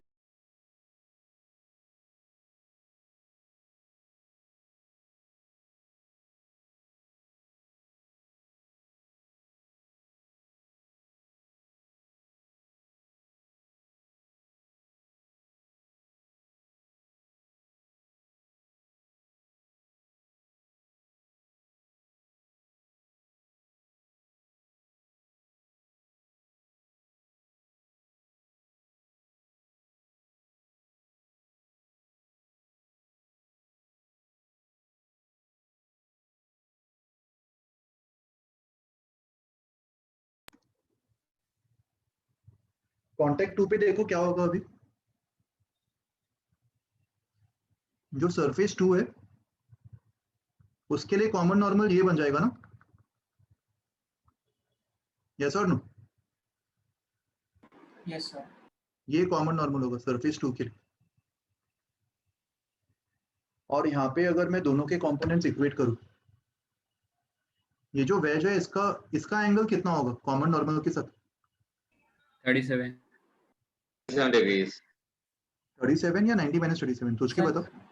90 minus 37. 90 minus 37. 90 minus 37 होगा ना, तो कंपोनेंट ऑफ लेफ्ट वाला वेज का velocity along this common normal, ये कंपोनेंट कितना होगा? 5 cos 37. 5 sin 37 ना? Oh, sorry, yes, sir. Yes, sir. sin sir इसको 5 cos sin 37 54 भी लिख सकते हैं ना? लिख सकते हो, cos 53 भी लिख सकते हो, एक ही बात है। अभी देखो यहाँ पे एक ट्रिकी पार्ट आ रहा है। अभी इस कॉमन नॉर्मल के अलोंग मुझे और किसका वेलोसिटी निकाल के इक्वेट करना होगा? रॉड का, यस और नो? तो मुझे बताओ अभी रॉड का जो वेलोसिटी होगा का कंपोनेंट कितना होगा कॉमन नॉर्मल के अलोंग? अगर मैं वी का तुमसे पूछूं, ये जो वी है इसका कंपोनेंट कॉमन नॉर्मल के अलोंग कितना होगा? What is VY's angle with a common normal? 37 degree. तो इसका कंपोनेंट वी cos 37 होगा। And what is component of VX? What is component of VX along this common normal? वो इस तरफ होगा and it will be VX sin 37, yes और no? Yes sir. Yes, sir. तो ये जो रॉड है उसका कॉमन नॉर्मल के अलोंग वी cos 37 आ रहा है और वी sin 37 आ रहा है। अच्छा, वी cos 37 और वी sin 37 इनमें से कौन से डायरेक्शन को अपन पॉजिटिव मानेंगे? कौन सा डायरेक्शन हमारे लिए पॉजिटिव रोल प्ले करेगा? डाउनवर्ड्स। Vx डाउनवर्ड्स वाला वी cos 37 ना, क्योंकि हम चाहते हैं कि इफेक्टिवली रॉड का वेलोसिटी किस तरफ हो? इफेक्टिवली हम चाहेंगे कि रॉड का वेलोसिटी वी cos 37 की तरफ हो Yes sir. या वीएक्स sin 37 की तरफ। इफेक्टिवली अपन चाहेंगे कि इसका वी वाई velocity कॉस 37। जो इससे मैच हो रहा हो। तो कंस्ट्रेंट क्या बनेगा? वेज का velocity along the common normal is 5 sin 37 एंड रॉड का जो इफेक्टिव वेलोसिटी है इसी की डायरेक्शन के along will be V cos 37 plus और minus VX sin 37 Minus Vx sin 37. Minus VX Vx sin sin 37. Minus, sir. तो ये अपन अप्लाई कर देंगे। और Vx तो मुझे ऑलरेडी पता है ना, Vx 10 के इक्वल, तो सारे वैल्यूज डाल दो। sin 37 मतलब 3/5, cos 37 मतलब 4/5, Vx इज 10 into 3/5, तो 5 और 5 और 5 कैंसिल हो गया। तो इक्वेशन क्या मिला इससे? 15 plus 30 45 equals to 4 Vy। तो यहाँ से Sir, 10.25. approximately 11. Vy की वैल्यू मिल गई अपन को 11.25 करेक्ट। और जो नेट v होगा, नेट वेलोसिटी, उसको अपन under root of vx² plus vy² लिख सकते हैं, राइट। कैलकुलेट करने की जरूरत नहीं है, बट तुम्हें कॉन्सेप्ट समझ में आ गया? Yes, sir. ओके।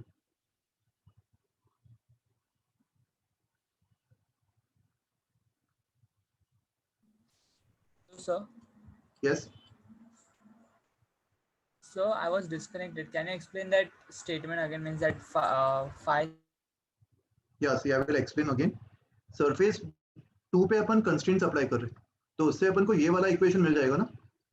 ये जो वेज है, लेफ्ट वाला वेज, उसका component along the common normal will be 5 sin 37। ये 5 का component along the common normal 5 sin 37 होगा। एंड रॉड का जो कंपोनेंट है, वो वी का भी कंट्रीब्यूशन होगा और वी का भी होगा। वी का contribution along the common normal is V cos 37 and V का contribution along the common normal is V sin 37, opposite में। तो रॉड का जो इफेक्टिव वेलोसिटी है along the common normal in the direction of wedge's velocity along the common normal is vy cos 37 minus vx sin 37। ये point समझ में आया? और इन Sir, have दोनों, we assumed downward direction as positive? Yes, because wedge अगर downward जा रहा है, वेज अगर इस डायरेक्शन में जा रहा है, तो रॉड को भी इसी डायरेक्शन में जाना होगा ना। नॉर्मल कंस्ट्रेंट में direction has to be also same along with the magnitude. ऐसा थोड़ी है कि अगर कांटेक्ट मेंटेन्ड है तो ये ब्लॉक 5 से इधर जा रहा है और ये ब्लॉक 5 से इधर जा रहा है। Both has to be in the same direction ना, 5 and 5 along the common normal. Yes, sir. तो वैसे ही अगर वेज कॉमन नॉर्मल के अलोंग इस तरफ जा रहा है, तो रॉड को भी कॉमन नॉर्मल के अलोंग इसी तरफ जाना पड़ेगा। तो वी का कंट्रीब्यूशन ज्यादा होना चाहिए वी के कंट्रीब्यूशन से। और इफेक्टिव कंट्रीब्यूशन कितना होगा? V cos 37 minus V sin 37। समझा अभी?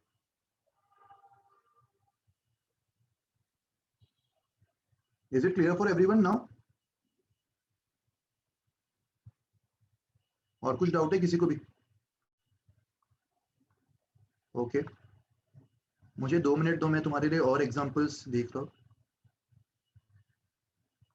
You need to practice a lot of questions. ये टॉपिक ऐसा है कि बिना प्रैक्टिस के सब्जेक्ट स्ट्रॉन्ग नहीं बनेगा। ओके, मुझे देखने दो, मैंने और भी काफी सारे क्वेश्चंस बनाए थे। Let me just search them.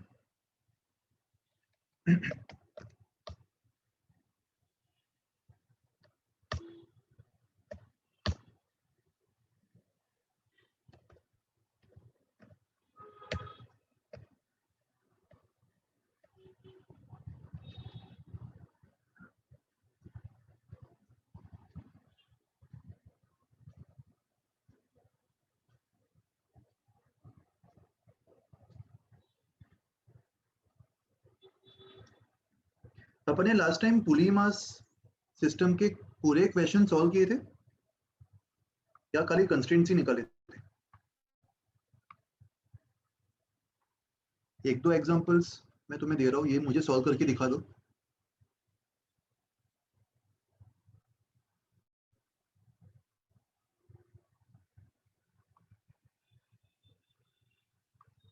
अपन ने ये क्वेश्चन किया था क्या?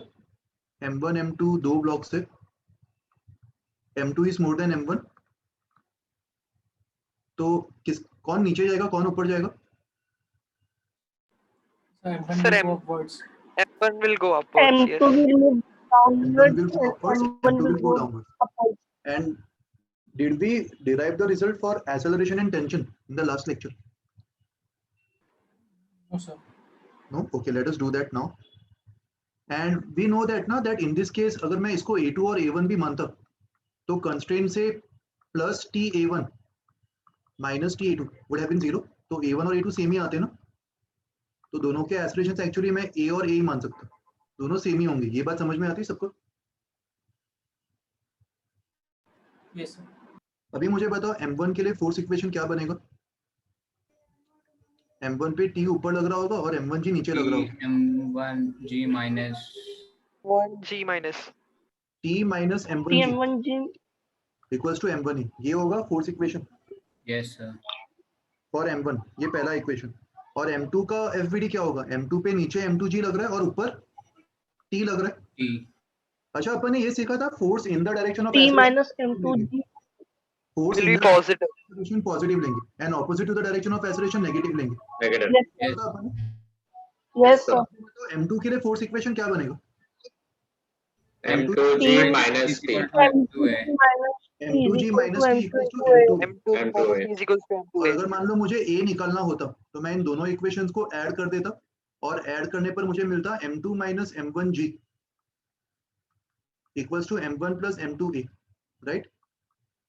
सर इन दोनों का एक्सेलरेशन डिफरेंट हो सकता है क्या?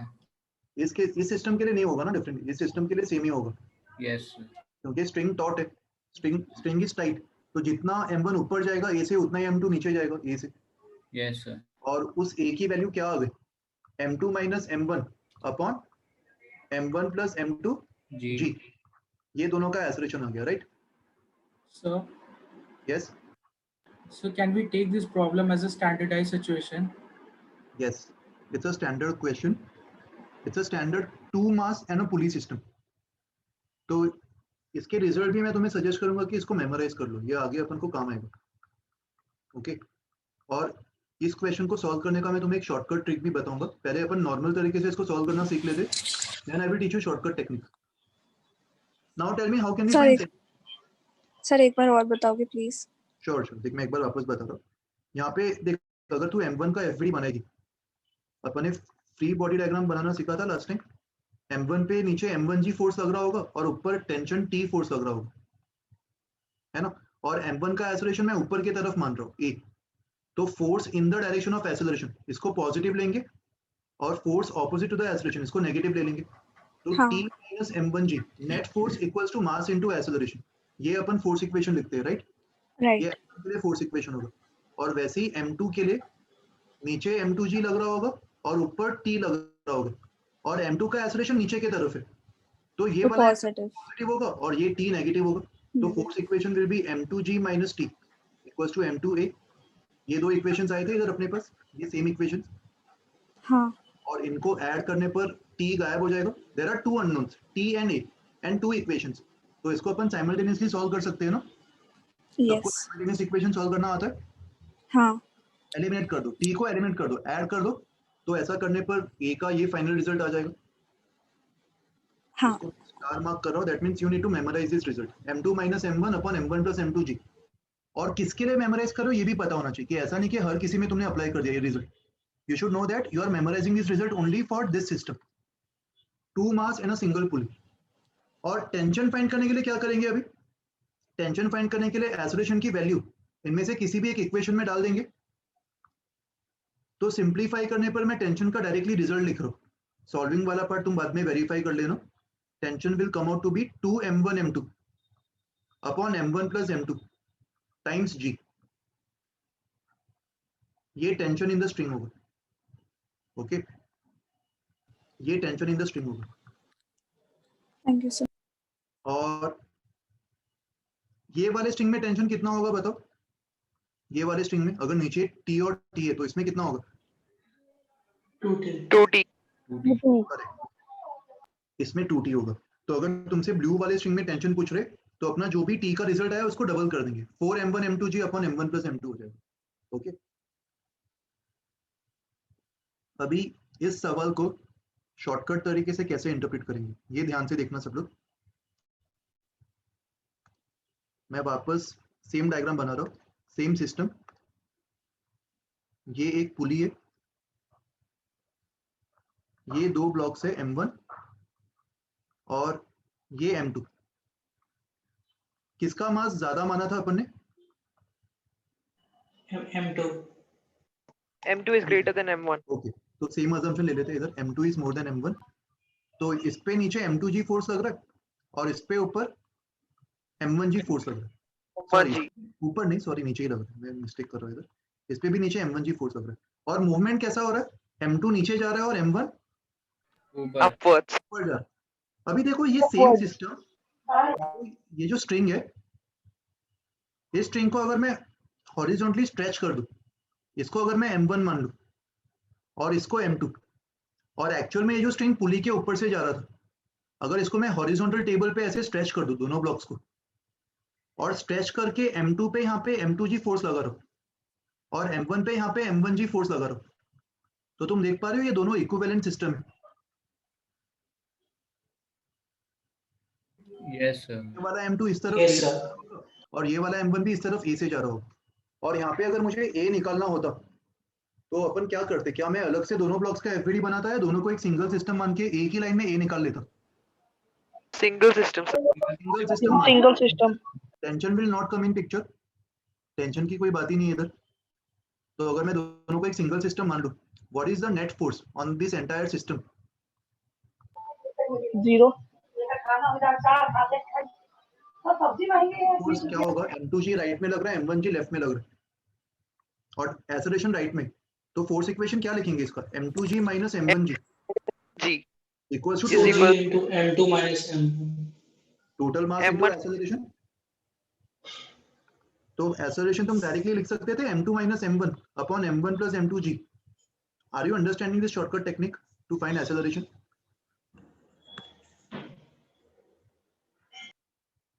अपन ने ऐसे सवाल देखे थे ना लास्ट टाइम, यहाँ पे मल्टीपल ब्लॉक्स स्ट्रिंग से कनेक्टेड थे, राइट? सबको समझ में आया ये टेक्निक? नेट फोर्स 0 नहीं होगा ना, net force M2G minus M1G होगा, M2G राइट में, M1G लेफ्ट में, और एक्सेलरेशन भी अपन राइट में मान रहे। तो net force M2G minus M1G equals to total mass M1 plus M2 into A। समझ में आया सबको ये? और अभी अगर तुम्हें टेंशन निकालना हो तो टेंशन निकालने के लिए अपन पूरे को सिस्टम मानेंगे या सिंगल ब्लॉक को लेंगे? Single block. उसके लिए सिंगल ब्लॉक को लेंगे, और सिंगल ब्लॉक को लेने पर वो आंसर जो मैंने लिखा था वही आ जाएगा, जिसको तुम्हें मेमोराइज करना होगा, 2m1 m2 upon m1 plus m2g। ये टेंशन फोर्स आ जाएगा। अच्छा, m1 प्लस m2 से डिवाइड क्यों किया? क्योंकि यहाँ पे आ रहा है ना total mass m1 plus m2 आ रहा है पूरे सिस्टम का। अपन नेट फोर्स को, ये वाला जो टर्म है LHS, this is the net force, and RHS is total mass into acceleration, right? इसलिए m1 प्लस m2 का टर्म आ रहा है।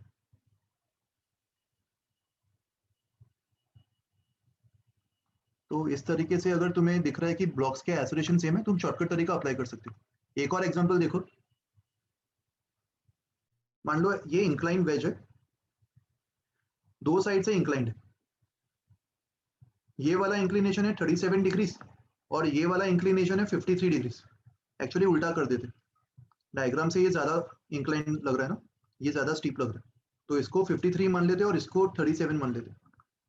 इस पे एक पुली फिक्स्ड है और स्ट्रिंग पुली के ऊपर से जाके दो मासेस को कनेक्ट कर रहा है, एंड दोनों मासेस सेम है, दोनों का मास सेम m दिया हुआ है, दोनों ब्लॉक्स, और स्मूथ सरफेस मान लो। तो मुझे बताओ, अगर दोनों मासेस सेम है तो ये दोनों ब्लॉक्स रेस्ट पे रहेंगे या मूव करेंगे? इसको मैं ब्लॉक 1 मान लेता हूँ और इसको ब्लॉक 2। मूव करेंगे तो कौन सा ब्लॉक डाउन द इंक्लाइन जाएगा और कौन सा अप द इंक्लाइन? सर 2 नीचे जाएगा। नीचे जाएगा। मुझे बताओ, अगर मासेस सेम है तो कौन नीचे जाएगा, जो ज्यादा स्टीप हो या जो कम स्टीप हो? जो ज्यादा ज्यादा स्टीप। और ज्यादा स्टीप कौन है, 1 या 2? 2। अरे भाई 53 डिग्री ये है ना यार, सर जो कम स्टीप है, ज्यादा स्टीप है वो नीचे जाएगा ना यार। मुझे बताओ, अगर दो इंक्लाइन है तुम्हारे पास, ये 37 डिग्रीज का और ये 53 डिग्रीज का, कौन सा ब्लॉक नीचे ज्यादा तेजी से जाएगा? कौन से ब्लॉक पे नीचे की तरफ ज्यादा फोर्स लगेगा? First case, second case? जिसका एंगल इसका एंगल ज्यादा होगा ना यार, इस पे mg sin 53 लग रहा होगा और इस पे mg sin 37 लग रहा होगा। सर आपने इसके पहले जो एंगल्स को गेन किया था वो ज्यादा एप्ट लग रहा है मुझे, क्योंकि 53 वाला वो राइट साइड वाला ज्यादा। ओके ठीक है, डायग्राम को छोड़ दो, ये वैल्यूज पे फोकस करो। ये वैल्यूज को अपन ट्रू मान रहे। Yes sir. Diagram is not up to scale, okay? So just focus on the values and now tell me which block will move down the incline in the original. First one. तो इसका acceleration अगर मैं down the incline a मान लूं, ये वाला पुली fixed है, तो कहना से m2 का जो एक्सेलरेशन है वो same a up the incline होगा। Yes sir. कंस्ट्रेंट से भी सेम ही आ जाएगा, है ना? तो यहाँ पे भी अपन शॉर्टकट तरीका अप्लाई कर सकते हैं। शॉर्टकट तरीका क्या होगा, दोनों ब्लॉक पे नीचे की तरफ तो mg लग रहा होगा, राइट, इस पे नीचे mg लग रहा है, और इस mg का अलोंग द इंक्लाइन कितना कंपोनेंट होगा, mg sin 53, और sin 53 डिग्री, राइट वाले ब्लॉक पे भी नीचे mg लग रहा है, और इसका कंट्रीब्यूशन अलोंग द इंक्लाइन कितना होगा, mg sin mg sin 37 degree. तो यहाँ पे अगर मैं शॉर्टकट तरीका अप्लाई करता हूँ, शॉर्टकट तरीका, मैं पूरे को एक सिंगल सिस्टम मान लूंगा और फोर्स इक्वेशन क्या लिखूंगा, अलोंग द एक्सेलरेशन पॉजिटिव, तो mg sin 53 is the assisting force, mg sin 37 is the minus mg sin 37, very good, और equals to total mass of the system कितना, 2m इनटू a, तो एक ही line में तुम्हें a मिल जाएगा, m cancel हो गया सब जगह से, and what is sin 53, 4/5, 4/5 and cos 50 sin 37 is 3/5 3/5, equals to 2a, तो 4 minus 3 1/5, G is equal to 10. तो acceleration will be g by 10, 3/10 या फिर 1 meters per second square बोल सकते। yes sir और अभी अगर मुझे टेंशन निकालना हो तो क्या करूंगा, मैं एक ब्लॉक का एफडी बनाऊंगा या सिस्टम का, सिंगल ब्लॉक, सिंगल ब्लॉक, कोई भी एक ब्लॉक ले लो, तो अगर मैं लेफ्ट वाला ब्लॉक ले रहा हूँ, ब्लॉक 1, इस पे डाउन द इंक्लाइन कितना लग रहा है, mg sin 53, sin up the incline कितना लग रहा है, अप द इंक्लाइन कितना लग रहा है, t, mg cos 53, नहीं भाई t लग रहा है ना अप द इंक्लाइन, tension फिर टेंशनल फोर्स। टेंशन मैं इस तरफ बना ही नहीं रहा, क्योंकि इस तरफ जो mg cos 53 होगा वो किसको बैलेंस कर देगा, नॉर्मल को, force, क्या इस तरफ मुझे बनाने की जरूरत है, उससे तो उन्हें खाली नॉर्मल मिलेगा और कुछ एक्स्ट्रा इन्फॉर्मेशन नहीं मिलेगा, तो अपन खाली फोर्स इक्वेशन लिखेंगे, और अलोंग द इंक्लाइन ब्लॉक 1 का एक्सेलरेशन किस तरफ हो रहा है, डाउन द इंक्लाइन या अप द इंक्लाइन, ब्लॉक 1 का एक्सेलरेशन डाउन द इंक्लाइन हो रहा है, down the incline हो रहा है, g by 10, सबको g के टर्म्स में रहने देता हूं, 1 को हटा देता हूं, मैं g by 10 मान लेता हूं एक्सेलरेशन को, तो फोर्स इक्वेशन क्या बनेगा बताओ, mg sin 53 माइनस एक्सेलरेशन, मास इनटू एक्सेलरेशन, राइट, तो यहाँ से t की वैल्यू क्या आ जाएगी, व्हाट इज sin 53, 4/5, 4/5 तो 4/5 mg minus minus mg by 10, minus mg by 10, right, तो कितना आ जाएगा आंसर, इसको मैं 8 mg by 10 लिख सकता हूँ, minus mg by 10, 7 mg by 10 आ जाएगा। देखो ऐसे एग्जांपल्स में टेंशन का वो वाला फॉर्मूला अप्लाई मत करना, यहाँ पे वो फॉर्मूला अप्लाई करोगे तो आंसर गलत आ जाएगा। अगर तुम कोई फॉर्मूला रट रहे हो तो साथ में ये भी देखो कि किस सिस्टम के लिए रट रहे हो, हर जगह इसको अप्लाई नहीं कर सकते, गलत क्यों हो जाएगा, अपन ने वो फॉर्मूला खाली सिंपल पुली मास सिस्टम के लिए अप्लाई किया था ना, जहाँ पे दोनों स्ट्रिंग स्ट्रेट है,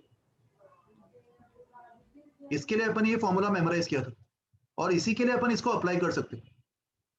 बाकी कोई भी केस हो उसमें तुम्हें वापस बेसिक से डिराइव करना पड़ेगा, वहां पे वो फॉर्मूला अप्लाई मत करना। वैसे इसके लिए भी तुम डिराइव तो कर ही सकते हो, मगर मैं तुम्हें मेमोराइज करने के लिए बोल रहा था, उसका एक रीजन है, वो तुम्हें आगे डिफिकल्ट क्वेश्चंस में काम आएगा। डिफिकल्ट क्वेश्चंस में हो सकता है कि ये वाला जो रिजल्ट है वो इस क्वेश्चन का एक छोटा सा पार्ट हो, तो अगर तुम्हें ये रिजल्ट याद रहे तो तुम उसमें अपना टाइम बचा सकते हो। ओके, तो खाली इस सिस्टम के लिए ये दोनों फॉर्मूलाज एप्लीकेबल होंगे for acceleration and tension.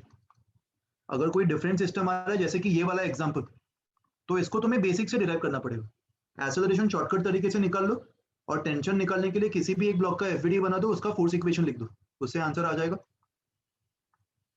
Is it understood? कोई डाउट है किसी को भी किसी भी पार्ट में? ओके, इस पे और कुछ एग्जांपल्स देखते हैं। अच्छा अभी देखो एक और क्वेश्चन मैं तुमसे पूछ रहा हूँ इधर। अपन ने टेंशन निकाल लिया, अभी मुझे बताओ ये जो पुली है, ये पुली वेज के साथ फिक्स्ड होगा, राइट? मुझे बताओ स्ट्रिंग्स ने मिलके पुली पे टोटल कितना फोर्स लगाया होगा? अगर तुम इस पुली को ऑब्जर्व करते हो, मान लो ये पुली जो है वो वेज के साथ ऐसे फिक्स था, ये सपोर्ट से फिक्स था, ये वेज है और पुली इस तरीके से फिक्स था, तो मुझे बताओ लेफ्ट वाले स्ट्रिंग ने पुली पे टेंशन ऐसे लगाया होगा ना, टी इस तरफ, एंड राइट वाले स्ट्रिंग ने इस पे टेंशन टी इस तरफ लगाया होगा। और ये दोनों टेंशंस के बीच में एंगल क्या होगा? What is this angle? 90. This angle will be 90. तो अगर ये टी और ये टी लग रहा है तो ये दोनों स्ट्रिंग्स ने मिलके इस पे कितना फोर्स लगा है effectively? Under root of T square plus T square. Net force exerted by strings, net force exerted by strings on the pulley will be how much? Root 2t. तो अगर तुमसे कोई ये पूछे कि ये जो सपोर्ट है जो पुली और वेज को कनेक्ट कर रहा है, ये सपोर्ट पुली पे कितना फोर्स लगा रहा होगा, तो कहने से ये सपोर्ट पुली पे इस फोर्स को बैलेंस कर रहा होगा. तो अगर स्ट्रिंग्स ने मिलके पुली पे रूट 2t नीचे की तरफ लगाया तो इस सपोर्ट ने पुली के ऊपर रूट 2t उसके ऑपोजिट डायरेक्शन में लगा के उसको बैलेंस कर दिया होगा, तभी पुली रेस्ट पे होगा. Yes, sir. So this force will be by support on the pulley. So net force on the pulley कितना होगा? क्या पुली रेस्ट पे है कि एक्सेलरेट कर रहा है? पुली तो रेस्ट पे है. तो पुली Accelerate. हो जाएगा क्योंकि ये सपोर्ट उसके फोर्स को बैलेंस कर रहा है. 0. ठीक है, ये कॉन्सेप्ट समझ में आया? Yes, sir. Yes, sir. Okay. Now let us see different category of questions.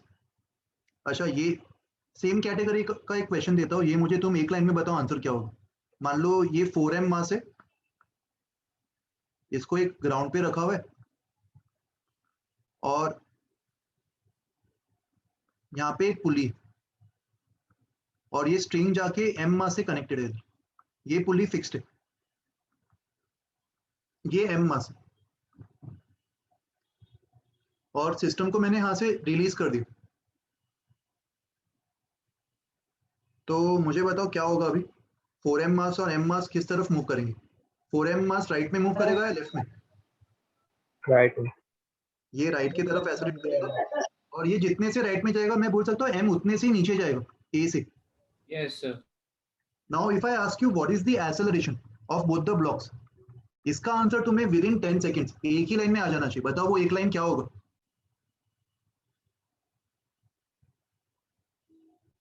m पे नीचे कितना फोर्स लग रहा है?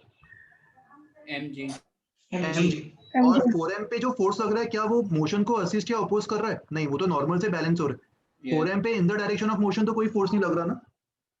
सो what is the only force in the direction of motion assuming m and 4m as the single system?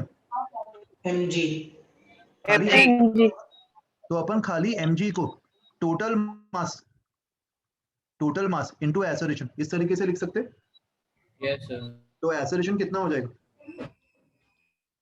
g/5 metres पर second. समझ में आया सबको? ये कंफर्टेबल हो सब लोग इस मेथड से? और अभी अगर तुमसे कोई पूछे कि टेंशन कितना है स्ट्रिंग में, तो कौन से मास का एफवीडी बना के एक लाइन में टेंशन निकाल सकते हो? 4m का एफवीडी बना दो. M. 4m पे खाली टेंशन राइट में लग रहा होगा और इसका एक्सेलरेशन a, तो टेंशन को अपन 4m इंटू a लिख सकते, मतलब 4m इंटू g/5. ये टेंशन हो जाएगा.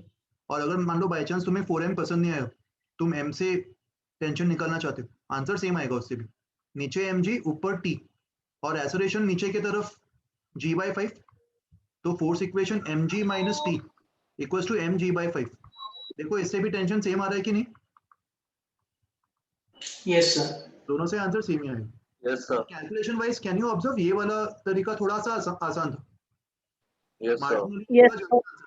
ओके, तो ये सारे ट्रिक्स भी तुम्हें क्वेश्चन में अप्लाई करनी चाहिए. You should be able to decide कि कौन से ब्लॉक का एफबीडी तुम्हें जल्दी आंसर देगा. ओके, नेक्स्ट एग्जांपल देखो. इसके स्क्रीनशॉट्स तुम लोग को भेज दूंगा मैं, डोंट वरी. अभी एक डिफरेंट कैटेगरी ऑफ क्वेश्चंस देखते. मान लो एक प्लैंक है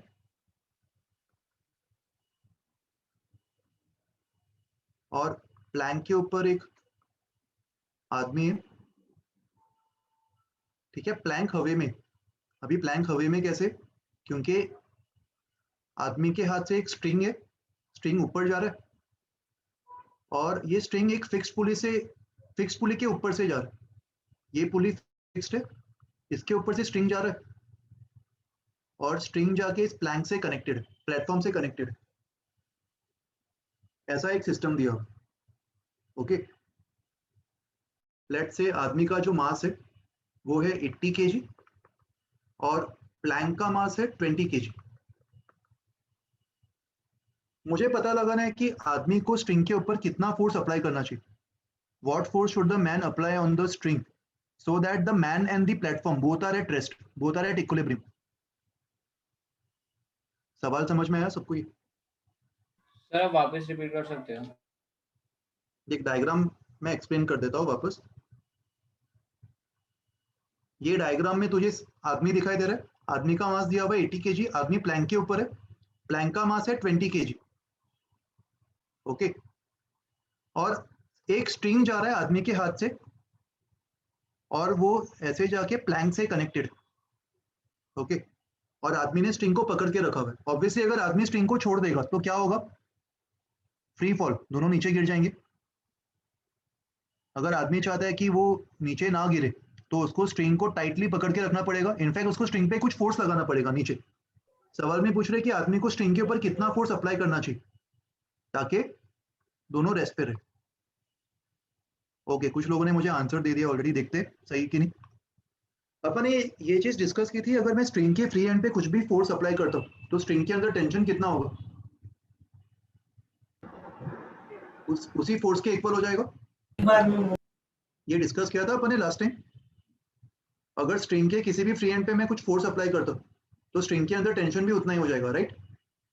तो मान लेते कि आदमी ने एफ फोर्स लगाया तो स्ट्रिंग के अंदर टेंशन भी एफ हो जाएगा ना। तो अगर मैं फ्री बॉडी डायग्राम बनाता हूँ, देखो यहाँ पे तुम फ्री बॉडी डायग्राम भी एक बार रिवाइज कर लो। आदमी के फ्री बॉडी डायग्राम में मुझे बताओ क्या क्या फोर्स लग रहा होगा, उसके मास की वजह से कौन सा फोर्स लग रहा होगा? mg downwards. को 10 ले लो, को 10 ले लो, तो mg कितना होगा?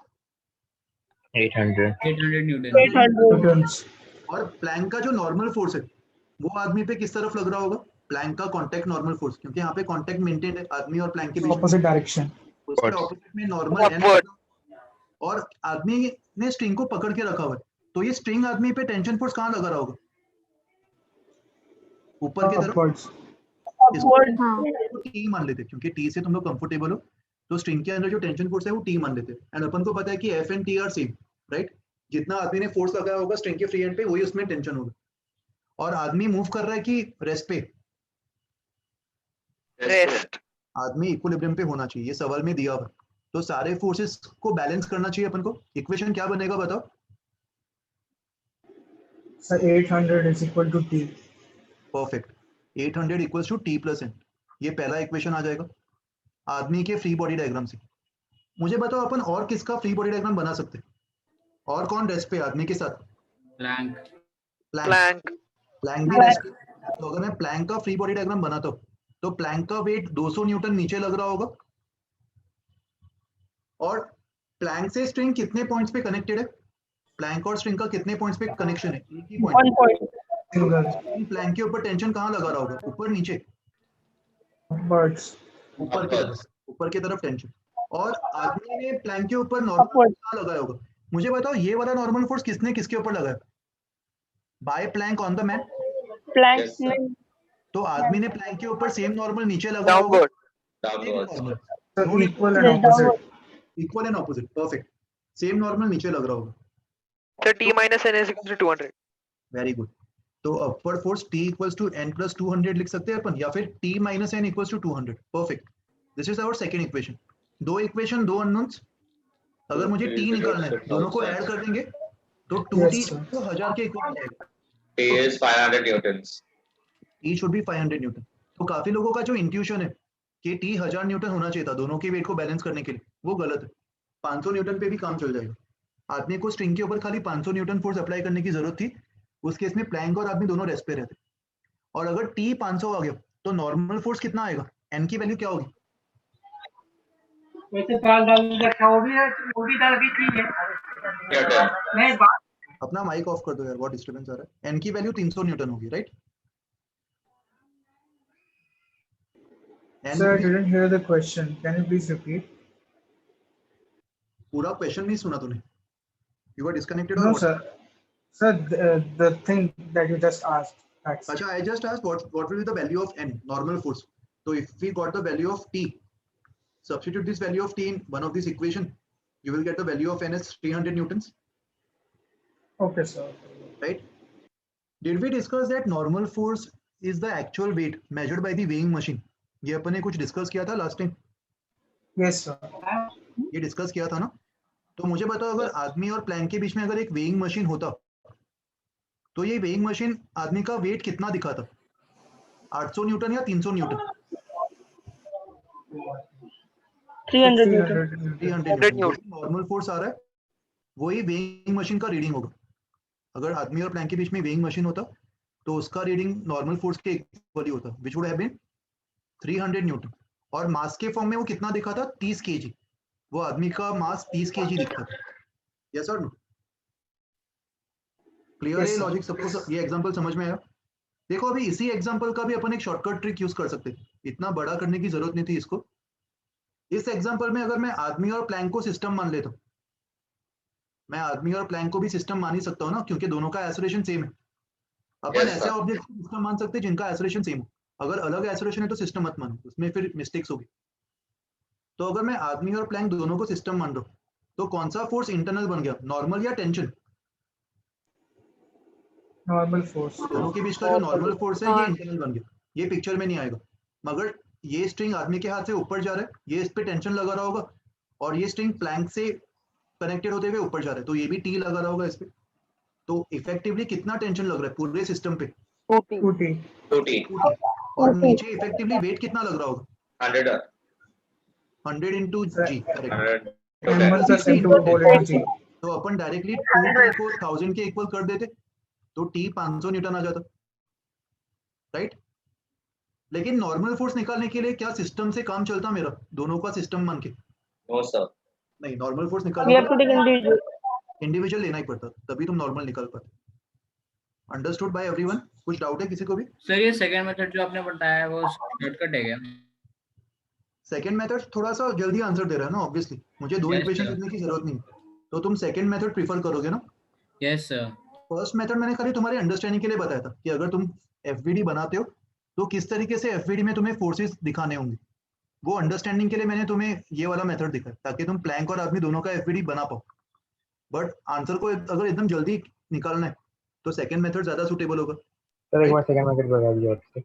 मैं बता रहा हूँ वापस। साईराम तुम पहले अपने डाउट पूछ लो, क्या पूछना चाहते हो? सर लेकिन अगर क्वेश्चन में दोनों ने बोला टेंशन और नॉर्मल फोर्स, तो फिर फर्स्ट मेथड भी ठीक रहेगा ना, बिकॉज वरना अगर सेकंड मेथड यूज किया उसके बाद वापस कोई ना कोई एक का एफपीडी बनाना पड़ेगा, लेकिन खाली एक का ही बनाना पड़ेगा। बट ठीक है, इसमें भी अपन सिस्टम का तो बना ही रहे, तो अगर दोनों पूछा है तो first method is also okay, कर सकते हैं, सेम Yes. टाइम देखो।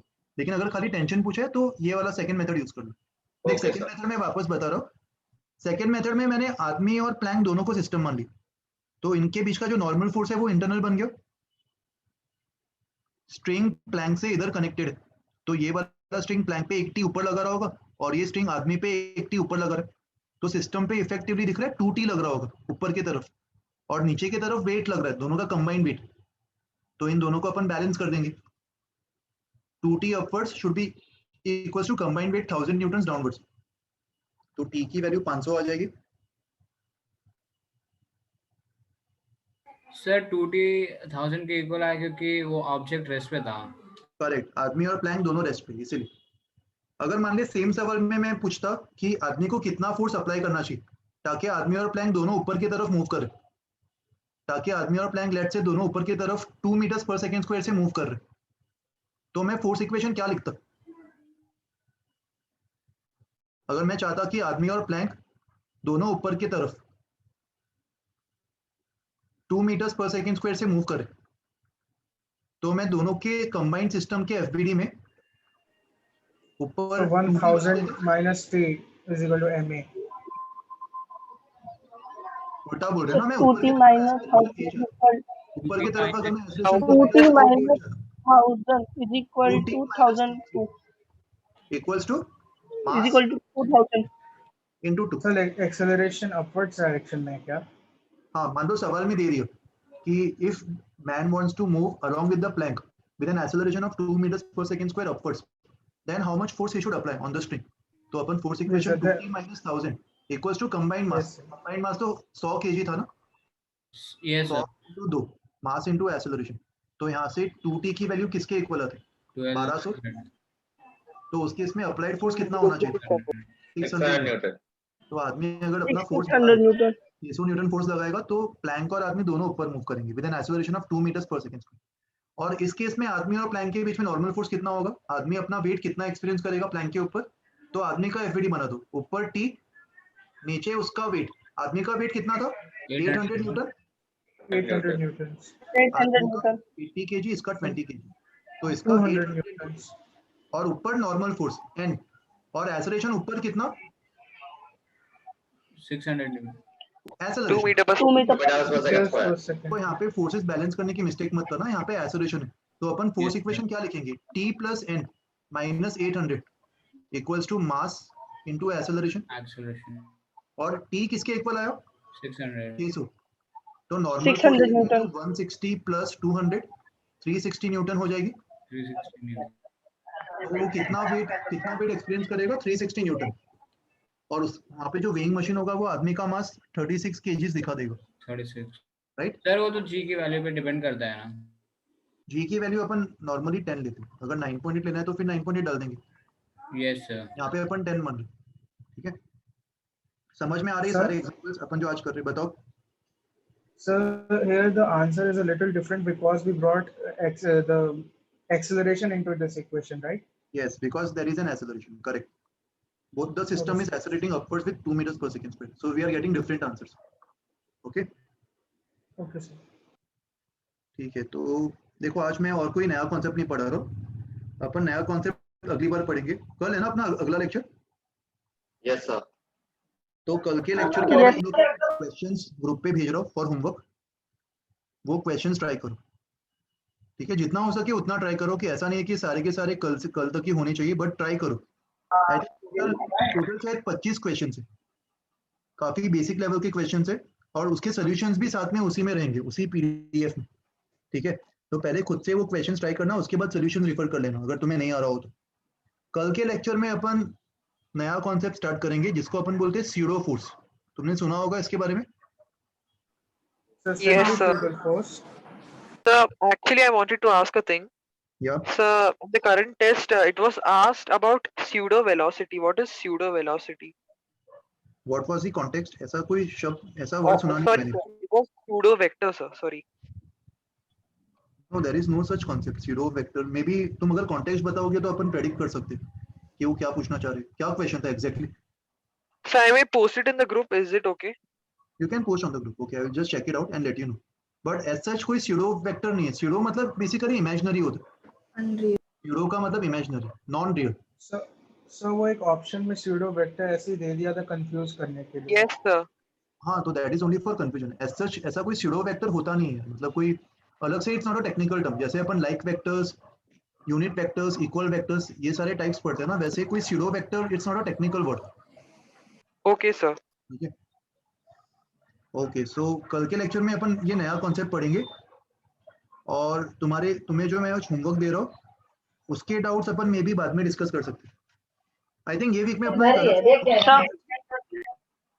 अपना एक डाउट लेक्चर भी शायद शेड्यूल्ड है, तो उसमें तुम मुझे एलओएम के और काइनेमेटिक्स के डाउट्स पूछ सकते हो। सर मुझे एक्चुअली आपके साथ शेड्यूल का वही बात करना था, जो हमारा सैटरडे का लेक्चर फ्राइडे के लिए प्रीपोन होता है, लेकिन फ्राइडे ये हफ्ता हम लोग को 3 डाउट लेक्चर है। अच्छा, फ्राइडे को केजीपी सर का डाउट लेक्चर है, तो और तुम लोग का केवीपीवाई कब है इस बार, सैटरडे को या संडे को है? सर दोनों दिन होता है। संडे को एक्चुअली इस बार, सैटरडे संडे को मैं ही लेने वाला हूँ तुम लोग का लेक्चर, तो सैटरडे को भी होता है क्या हमेशा? Yes sir. कैसे करेंगे फिर बताओ? So lecture recording is the only Sunday alternative. को आप केवीपीवाई ले रहे हो क्या? संडे को हाँ यार, इस बार शायद मैं ले रहा हूँ। टाइमिंग्स देखना पड़ेगा मुझे फिर कैसे क्या सर करेंगे। फिजिक्स 7 to 6:45 to 8 होता है संडे को ना? Yes sir. और अभी कौन से टॉपिक चल रहे फिजिक्स में केवीपीवाई में? लास्ट टाइम सर ने कहाँ तक पढ़ाया था? सर सैटरडे को मॉर्निंग में रख लो क्लास। अच्छा, मॉर्निंग में किसी का कॉलेज लेक्चर है सैटरडे? शायद लास्ट टाइम किसी को दिक्कत हुई थी कॉलेज लेक्चर्स के लिए। यस सर मेरा है। सर वेडनेसडे को भी हमें छुट्टी मिलता है। What about Wednesday evening? No. Okay. So Wednesday evening कुछ दिक्कत है? Yes sir. मुझे अपना शेड्यूल चेक करना पड़ेगा, ठीक है? अपन एनीवेज अपना कल तो लेक्चर है ही ना, yes sir. अपन कल के लेक्चर में डिसाइड कर लेंगे क्या करना है, ठीक है? ठीक है, चलो फिर कल मिलते हैं। होमवर्क भेज दूंगा ग्रुप पे, ट्राई सर आप करो। homework PDF sir. बोलो, एक एक करके बोलो। सैराम बताओ क्या पूछ रहे हो तुम? सर मैं कुछ नहीं पूछ रहा। हर्ष? सर आप ग्रुप पे फोटो भेज दीजिएगा ग्रुप पे, मतलब होमवर्क का होमवर्क का क्या भेजेंगे? फोटो। मैं पीडीएफ सेंड करने वाला हूँ, पीडीएफ में क्वेश्चंस होंगे, ओके वो तुम सॉल्व कर सकते हो, ठीक है? और Sir? कुछ कोई अमन बताओ। Sir, can you send us screenshots? I will send screenshots also of today's lecture. आज रात को सोने से पहले मैं भेज दूंगा। Okay, sir. Hello, sir. Yes So, means according to our timetable, means test schedule, there is no test of kinematics, sir, before the major test. I will give you extra questions, extra test which you can attempt on your own. तुम Okay, खुद sir, से अपना time manage करके, time निकाल के उसको as a test दे सकते हो प्रैक्टिस के लिए, don't worry. Okay, sir. Sir, I think there is one test scheduled for 1st November or 4th November. 1 नवंबर को दिखने दो मुझे कौन सा टेस्ट है। On 1st November, laws of motion test. Laws of motion and friction है। Kinematics 1 and 2 I think नहीं है तुम्हारे बैचेस के लिए। हाँ. नहीं है 7 सर, जुलाई लॉज ऑफ only। मोशन का दिया था। अच्छा कोई बात नहीं, अपन टेस्ट रख लेंगे, अलग से रख लेंगे प्रैक्टिस के लिए, डोंट वरी, ठीक है? अभी लॉज ऑफ Okay, मोशन पे sir. फोकस करो। हाँ अमन बताओ। सर मैं बोल रहा था जो आपने हमें पिछली बार जो होमवर्क दिया था 13 to 20 उसके डाउट भी हम कल पूछ सकते हैं ना? क्योंकि सर एक्चुअली मैंने वो अब तक सॉल्व नहीं किया इसलिए। इलस्ट्रेशंस के होमवर्क दिए थे ना मैंने। yes sir. हाँ यस सर। Yes, sir. ठीक है, तो अभी नेक्स्ट कल के लेक्चर से पहले वो इलस्ट्रेशंस कर लो, एंड मैं तुम लोगों को 25 क्वेश्चंस का एक सेट भेजने वाला हूँ। इसको प्लीज अटेम्प्ट करना, इसमें लापरवाही मत करो, इसमें ऐसा मत सोचो कि बाद में कभी देख लेंगे। आज पढ़ा है तो आज के आज ही सॉल्व करो या फिर कल सुबह करो, बट बिफोर टुमारोज लेक्चर ये कंप्लीट होना चाहिए। ओके, फ्राइडे को हमारा किस टॉपिक का डाउट लेक्चर है? क्या बोल रहे हो? सर फ्राइडे को हमारा कौन से टॉपिक का डाउट लेक्चर होगा? फ्राइडे को तुम कोई भी टॉपिक से पूछ सकते हो, तुम्हें जिसमें भी दिक्कत आ रही। आई थिंक केजीपी सर ले रही है तुम्हारा डाउट लेक्चर, टाइम टेबल में मैं देख रहा हूँ। Yes sir. तुम काइनेमेटिक्स के बुकलेट के भी डाउट सॉल्व करवा सकते हो उनसे, जो अपने सर। लैब में है ना, वो पूछ लेना। और बताओ। सर आप काइनेमेटिक्स से एक्स्ट्रा क्वेश्चन दे सकते हो क्या? मैं भेज दूंगा। तुम्हारा बुकलेट हो गया, पहले बुकलेट खत्म करो, काइनेमेटिक्स 1 and 2। यस सर कर लिया। बुकलेट हो गया। तो मैं तुम लोग को एक्स्ट्रा सर काइनेमेटिक्स 2 का बुकलेट डिस्कशन मैंने तुम लोगों को कुछ क्विज वगैरह भी दिया था काइनेमेटिक्स में। क्विज क्वेश्चंस दिए थे मैंने तुम लोगों को काइनेमेटिक्स पे। 10 क्वेश्चंस के सेट नहीं ना? No sir. कोई बात नहीं, मैं तुम लोगों को एक्स्ट्रा क्वेश्चंस भेज दूंगा मेरे तरफ से भी, और जो प्रीवियस टॉपिक वाइज टेस्ट हुए थे दूसरे बैचेस में, तुम उससे भी प्रैक्टिस कर सकते हो एज अ टेस्ट। ओके, मैं वो सारे क्वेश्चंस तुम्हें भेज दूंगा। और बताओ, और कुछ? सर हमारा काइनेमेटिक्स 1 का भी अभी डाउट लेक्चर होगा ना एक? मैं वही बता रहा था कि डाउट लेक्चर तुम फ्राइडे के लेक्चर में पूछ लो केजीपी सर से।